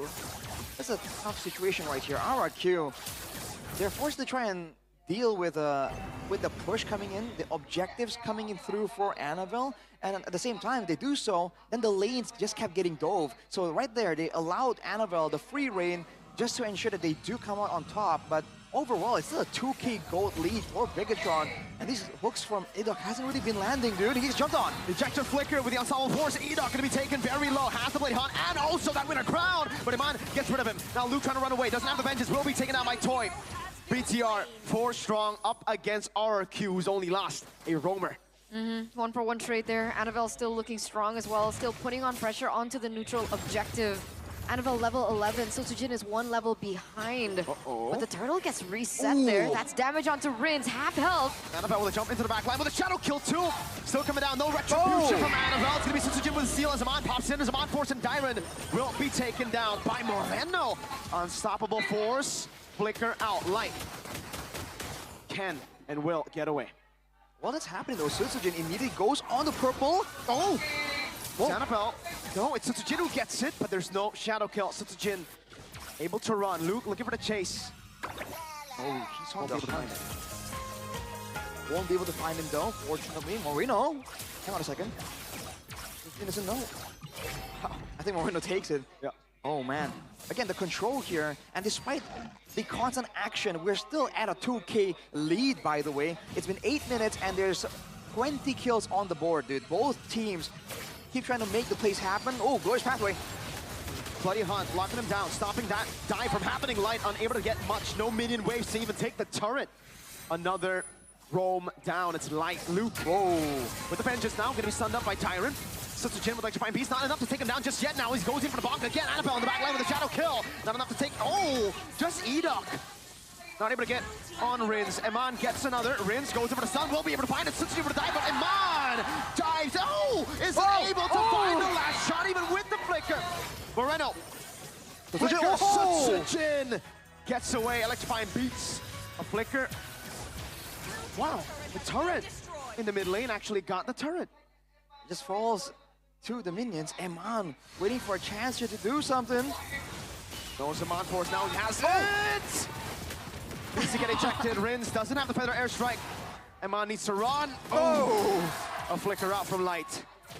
Is it just me or both teams really seeming so... They seem to be making these plays so urgently. Yeah. There's no emphasis here in lane control, in setup. It's wait for, I don't know, the moment of weakness, the moment of least attention, and everyone just jumps on someone here. Overall though, 1.3k gold lead. It has shrunken from the 2k earlier. If they keep trading like this, the team with the better late game, in theory, should come out on top. So, and who's that? With the Granger, I feel like RRQ with the Granger Farsa might have the edge there. Bigachon wants to be winning these fights more, more decisively than just trades. Now with the Lord up here, can RRQ force Bigachon into something? Turret down below though. It has been looking more like a brawl, but BTR, I think they've set up properly. I haven't seen it, but they have gotten all the outer turrets. They have still been able to do that despite the tempo of the game.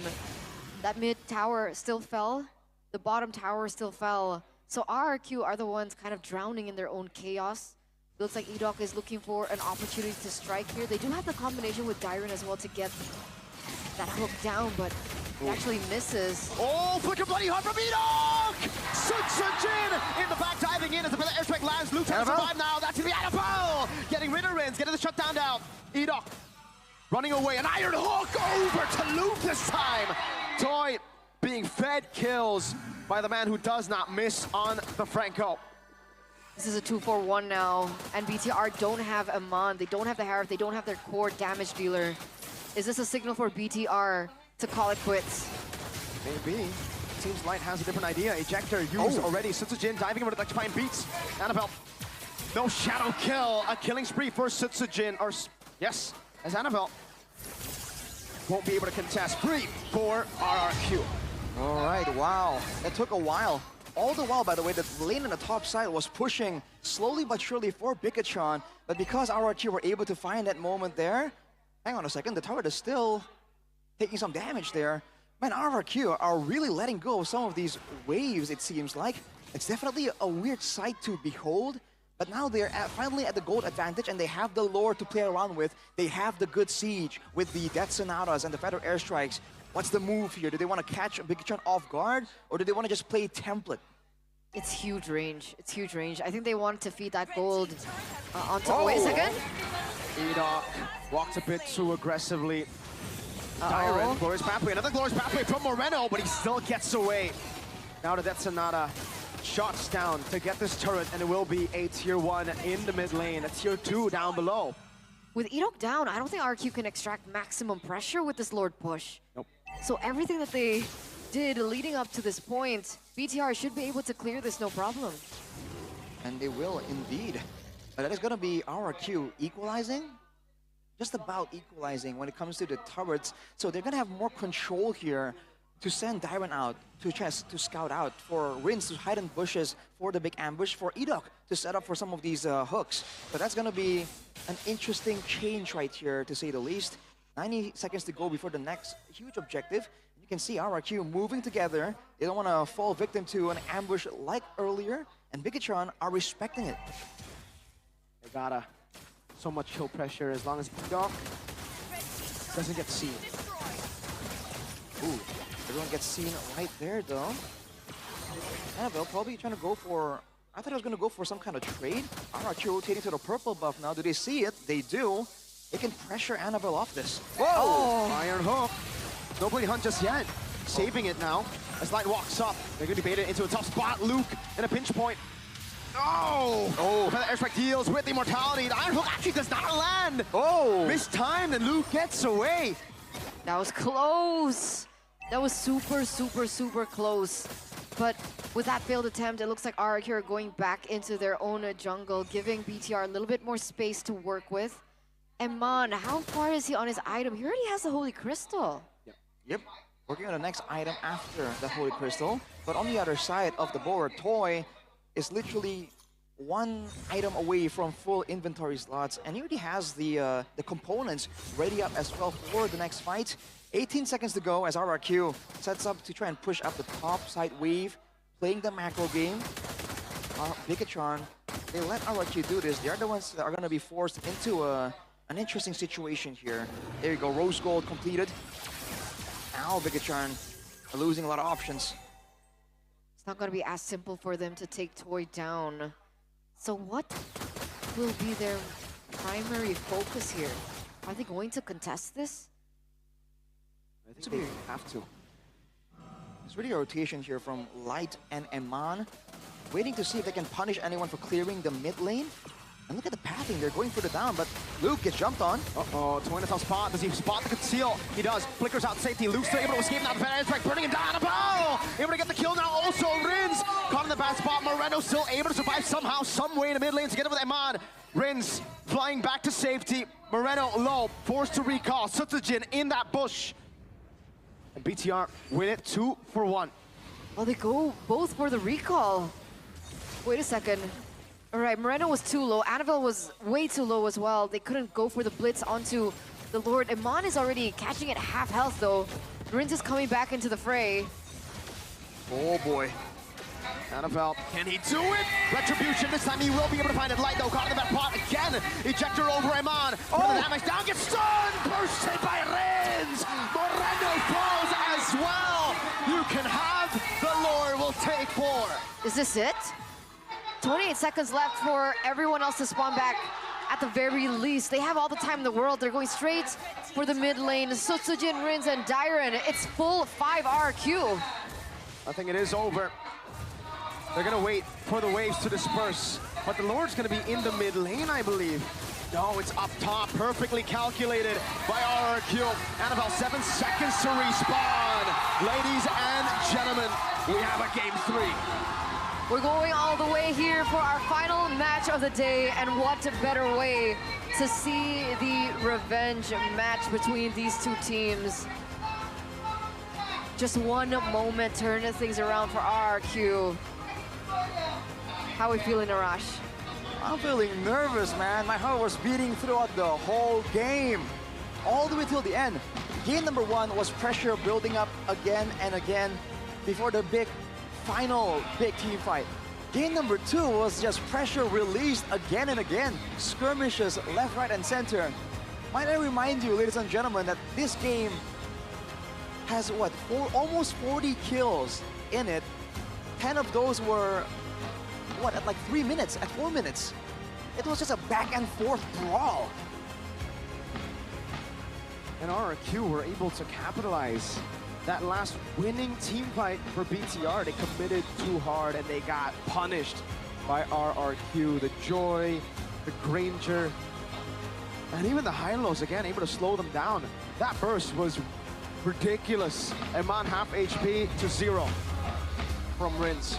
That final fight, dude, Eman was gonna clean the house. He got stunned by Rins. And as he stood there, he just got nuked immediately, dude. That could have changed everything. That's how close the game was. It's just like small moments here, small stunts. But it was really weird seeing BTR play to that tempo. I wasn't expecting that. There were so many moments, even from like the mid-game, where like Eman went very aggressively forward alone. And then I felt like that all just really added up because BTR were holding that lead. They were holding the control of the early game. But they allowed RQ to slowly come back into the game. BTR getting a little bit hasty there, cleaning things up. They're definitely rushing, right? Yeah. A lot of rushes in the early mid-game, especially getting the 1,000 goal lead 3-0 to then being leveled completely. A turtle plus 3 kills on the board as well. Well, you know, as we... RRQ. B, man, what's up with Eman's hair? Dude. If they lose today, he literally it's washed. Eman's. Hey, listen, boys. They need to calm down. They do. Discipline was a big, big factor in how they were able to get this 3-game win streak. Fast peak selection. So, red side, BTR, sticking to red. So Joy for RQ. Unless it's banned out. Potentially. Could be Chip Loyi. Joy. So Bigatron are trying to get a bit more red on their side because of the faded hair. Yeah. That's where we're at right now. But they won on blue. What? They won on blue. That's a different time. Yeah. E2 Max. All right. What do you think about the drafts in game number 2, though? I like it. It was pretty good. Because Bigatron got a lead. Did they get the lead because of execution, or did they get the lead because of draft? Because of execution and draft. Like, the early game was played really, really well. Like, the early game. And then the turtle, that's not what you want to see. Again, after getting a 3-0 at the start, losing the turtle ain't the end of the world. They really thought it was. That's why they had to, like, go in. 4 members just piling on to the turtle. Then they got slain, and then Edoc got like 3 hooks. Yep, that was the story of the game, pretty much. Now the Edoc on Franco. Wait, the Franco on Edoc though. The hooks didn't really seem as terrifying as it usually is. There were a lot of hooks that were missed out. So I really do feel like Bigatron at least has done some precautions on the go-to hooks. You know, these investigative hooks from Edoc, because they were able to actually evade from a lot of those. And that's an interesting factor here. It might mean that the Franco is still a big factor, but they might know how to go around it. But at the end of the day, if they have a composition that requires the main damage dealer, I feel like it's a bit too difficult. Because again, Eman got caught multiple times with that savage Bloody Hunt. Yeah, because I think for me, like, the hooks are great if they land, but the big problem is the Bloody Hunt. And we saw Edoc being able to utilize it really, really well, especially coming into the late game, and I think that was one of the main reasons why they were able to win off these skirmishes, team fights, neutral objectives as well around the Lord. So let's see how this drafting phase goes for game number 3, presented to you by the official tournament smartphone Samsung Galaxy A36 5G. Alright, Masha got thought again. Last time it was the Jushin ban by RRQ. And coming into red side, Chip Hayabusa. So that's a change. It was Loi and Kalea before. What are they gonna leave open? Kalea or Loi or both? Do they ban out Joy now? Because no. Oh, they're gonna trade. You go Joy, we go Kalea. You go Kalea, we get Joy. Okay. Well, that's interesting, because again, the Kalea is good, but it really isn't as definitive as that, I would say. So if RRQ gets the Joy and Bigatron get the Kalea, there's still a bunch of picks here that can really shut down that Kalea as well. I mean, the fact is, the Kalea is a very all-in type hero, and so far, when it comes down to a full direct all-in, I think RRQ are able to be a bit more flexible, a bit more fluid, but they still indeed go for the Kalea, which means the Joy most likely will head over to Bigatron. Yeah. So Joy and what? Joy Harris? Double magic damage? That's the question. Do you want to go double magic damage? Because technically, if you do want to go double magic damage, Joy Harith works really well. Both of them can penetrate through whatever you want to build magic defense-wise, like especially when you get Divine Blade. That's so the they Joy. go for Joy? They go for the Granger? Exactly. Right. Why don't they just go Joy Kimmy? Oh. Now this is interesting. Because the Kimmy could be a flex pick, Hilda could be as well. But this means RQ will get Harith. You get the Harith, but there's no real straightforward answer here for Sutsujin in the jungle as well, by the way. Remember, Sutsujin in the jungle is a big reason, right? A big factor in deciding success for RRQ, especially if they want to brawl it out like that. He needs to get a comfort pick, like you mentioned, Mirko. The Lucas Valentina. Okay. That's the response. Something I expected in game 1, actually. Yeah. When they picked up Valen. Oh, but it's the wrong one against the Lucas. Yeah. So technically, Lucas is still flex.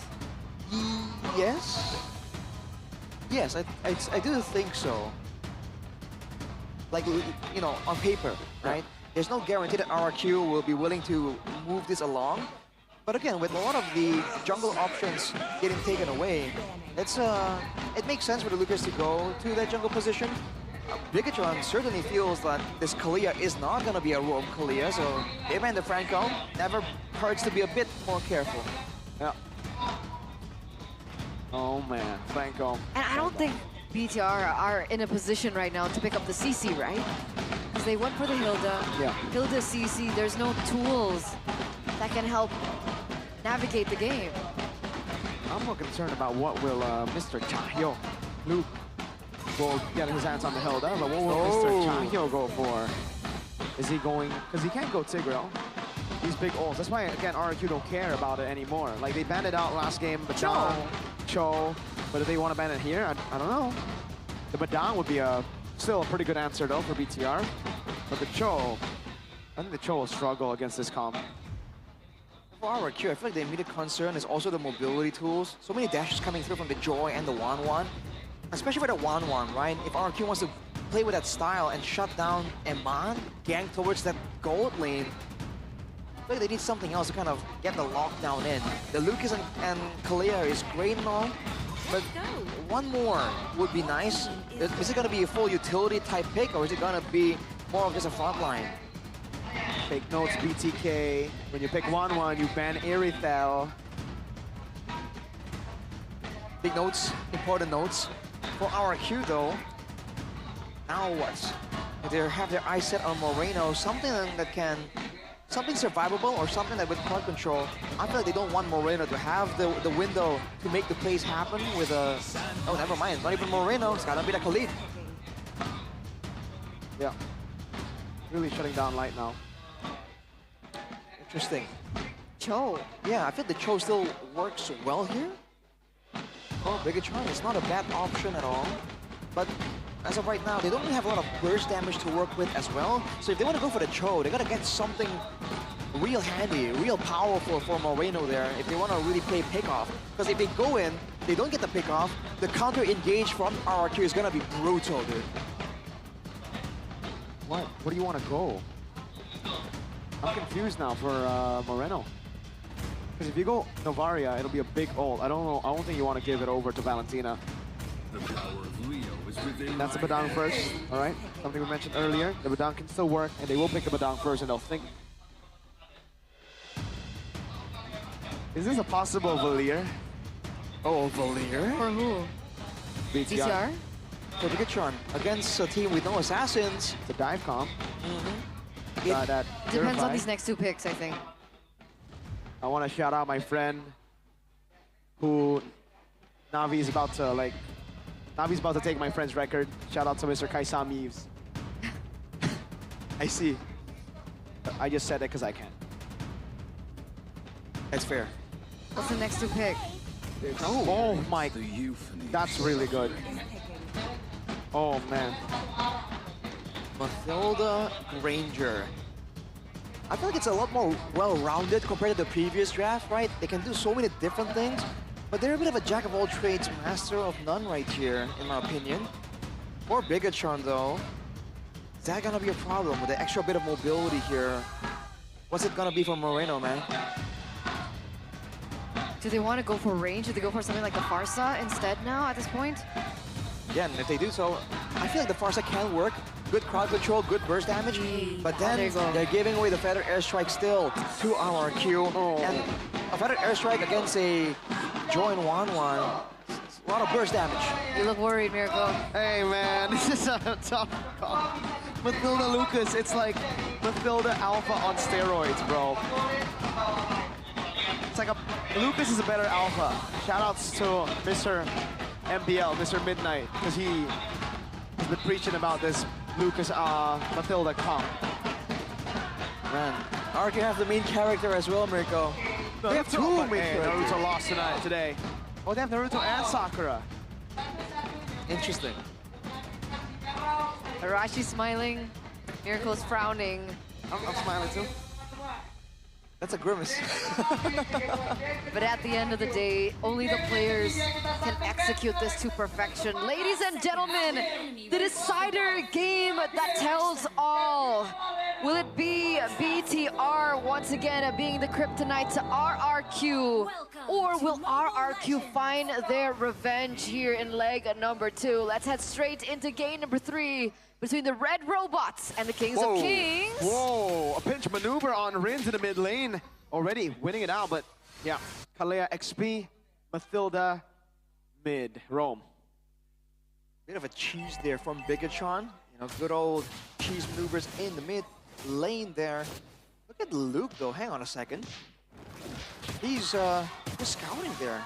He already spotted Sutsujin earlier, but he's still sticking around in the jungle for a bit longer than I thought was necessary. For the Litho, though, it seems like Annabelle will have the control there with Light and Moreno backing him up. So, again, a slow early game, but at any moment it can erupt into a big fight. Looking at the emblems here, no pulling stuff together for the Tyrant. EXP lane Kalias don't go for that. Gonna be a tenacity for Rins, though. But oh, hang on a second. No, it's a Jin already for weapon mastery. Yes. Weapon mastery for Moreno there. He thinks the game might go kind of late, wants more damage. And to be fair, he's been serving well as the carry from the mid lane. Oh, look at Luke though. Hey, full lockdown Luke, popping the vengeance. Oh, able to dish out a bit more damage onto Jin actually, with Light punching them in the face. Good response right there, already forcing out a vengeance though. As RRQ, they double down. Uh-oh, a full all in again. Luke, this time no vengeance. Gonna be locked down. Has the regen.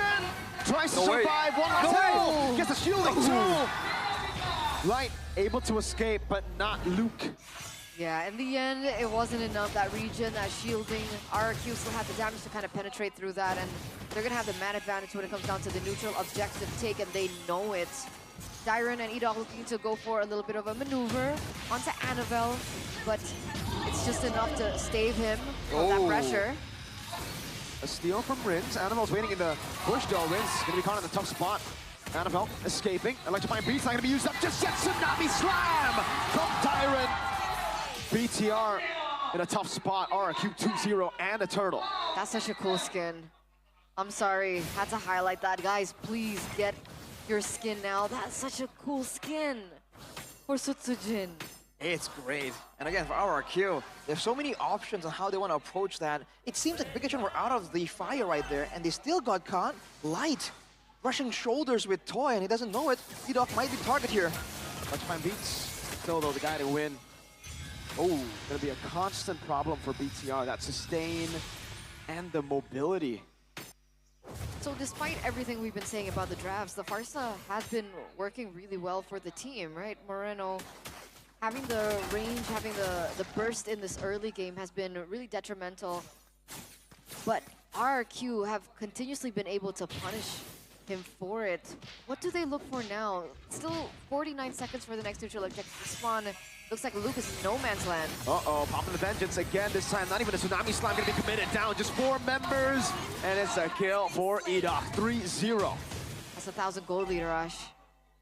Very important there. It's a focusing mark Mathilda as well, by the way, so it really is more aggressive than you would expect. It also gives the Mathilda more movement speed, so more playmaking tools available.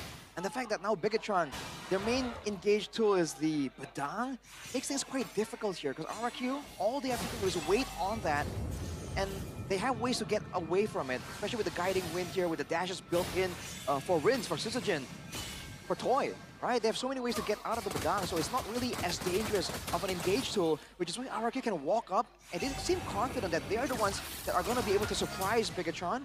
But there, Annabelle goes for a bit of a trade maneuver. Oh! Whoa, in mid lane though, Iman's looking for the play. Guiding wind to get him away from the weakness points now. The airstrike as well over to Iman. Around the turtle, it won't be a steal. Annabelle doesn't even have the retribution to pick her up from Moreno as Luke jumps in as well, but Light gets the best track down. Luke will die for the 3rd time this game. The gold lead getting out of control for the Kingdom. Not the best of early game going for the Red Robots, honestly, and especially having to commit to the 1-1 in the gold lane.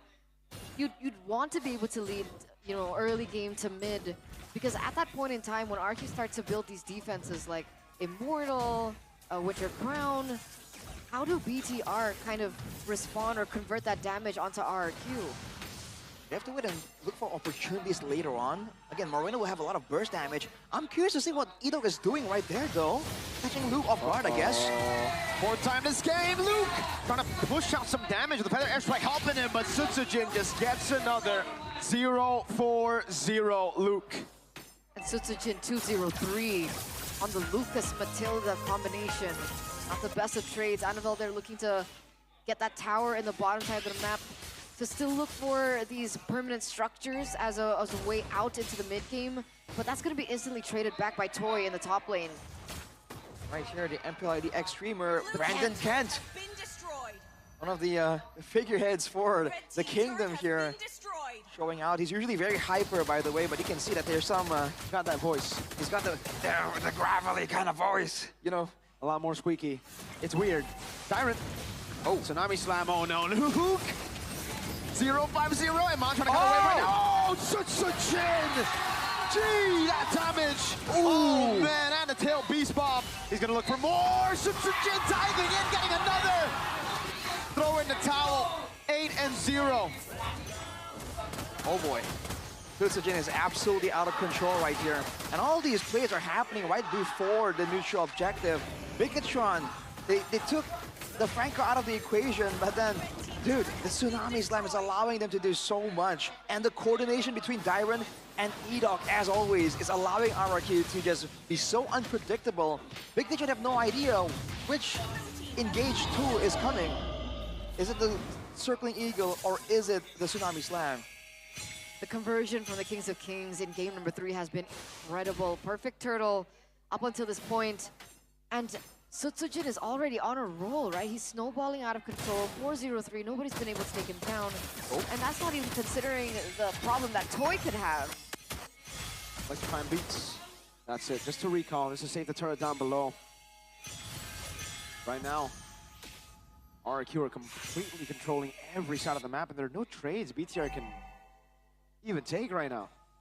Because if they overextend just a little bit, there's so many ways RRQ can chase down as well. Every single one of their heroes has a dash built in, and they have the Mathilda as well. So that's why they have to be so tentative in pushing out these waves unless they know exactly where RRQ is.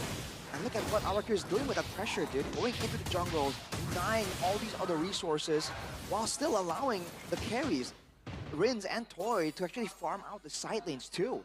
But you know, despite the ground and the control that RRQ has had, BTR...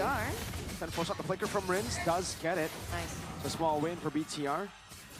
They need a few more of those, a lot more of those. Annabelle filling out the wave now, going on a Toy, but you can see that healing. Electrifying beats under the turret. Oh, he's trying to run away. Toy still able to get that now to dive into Rins. Does he have enough sustain to escape? No, he won't. It's a trade on the map, Annabelle for Rins, but look at Sutsujin. They're walking him down. That's the tail piece. Now, Iman looking at the crossbow attack. We'll be able to fight it. What? Moreno gets a shutdown. Iman still able to escape as well. Oh, wait a minute. BTR get a 3 for 2, and it's a massive shutdown. It's a massive shutdown, and they get a structure on top of that. They get that two. Was super worth it for the red robots. The lead is almost gone.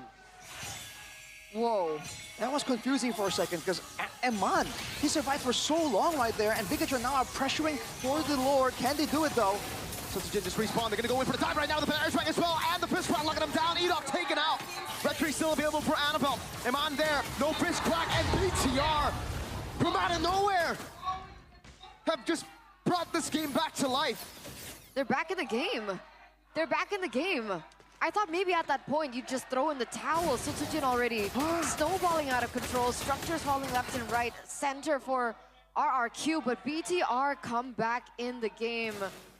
And that's what I really wanted to get at, right? Despite the control that RRQ have been holding on, Annabelle has been doing a really, really great job at leveling that EXP gap between Sutsujin.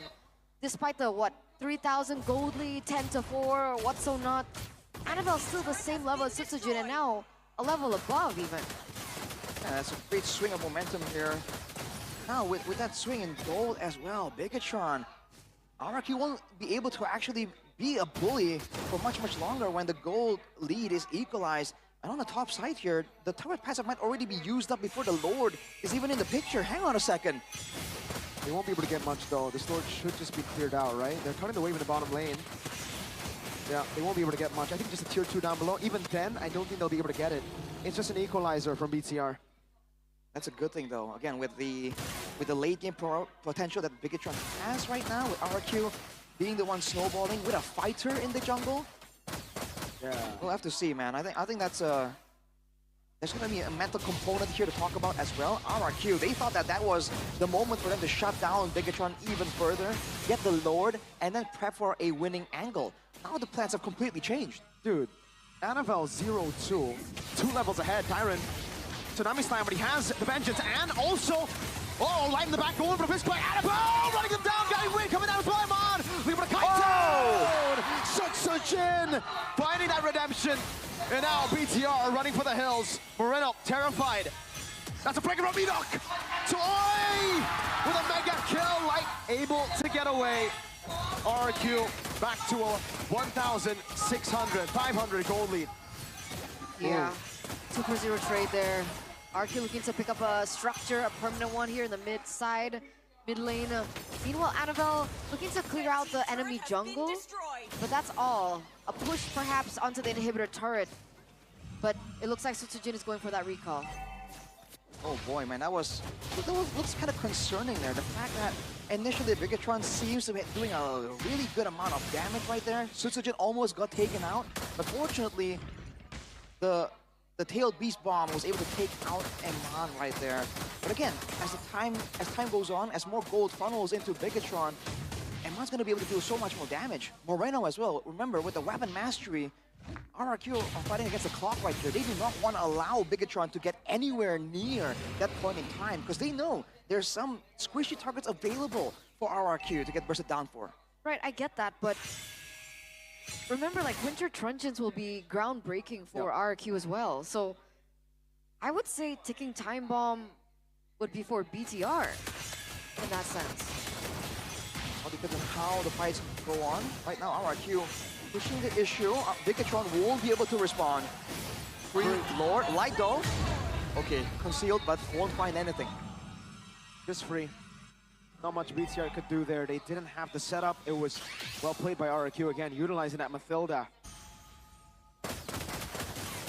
Okay, we're looking at the items now. We do see some items being built in. RRQ Brins, there goes Divine Glaive, Starlium Scythe, and the Glowing One. So he's trying to get more damage for the prolonged fights. Lord gonna collide in the mid lane. RRQ, how far can they go? Whoa! Jumping to the back line, that's gonna be Aman. Able to get out of it. Tyron caught in the back spot. Oh! With a jump with the fist crack. Now Annabelle jumping with electrified beats. Still the healing with the guiding win. Annabelle taken down by Toy. Oh, look at that damage from Sutsujin. Only the Maestro and Light left to defend. RQ 4 members strong, diving straight into the base. Moreno forced a flicker to the wall. RRQ get their sweet, sweet revenge. 2-1 against the Red Robots in leg number 2. BTR have officially been marked out as the kryptonite for RRQ. Outstanding performance at the very end. Unfortunately, Lucas Sutsujin, incredible performance from game number 2 and game number 3. And that's all she wrote. That was an intense one. Bigatron really made it seem that RRQ were at the limit. But in game number 3, despite the small moments of brilliance, the potential comeback starters from Bigatron, that final fight just nailed it for RRQ. And they get their vindication, they get the revenge that they were so desperately wanted from the first leg of the tournament. All right, Coed, you better have a picture of Mr. AP. 3 days. 3 whole days, Mr. Ed. 3 whole days. And for RRQ, I think they'll be celebrating for not 3 days. They gotta prepare for tomorrow. They're up against Onyx. All right. Oh, man. What a twist in the story. Oh, what is that damage, my guy? Main character balancing. RQ finding their redemption here in this match against BTR. What a way to start leg number 2. We're gonna throw it over to the winners interview with Bude Clara Mongstar and the Kings of Kings.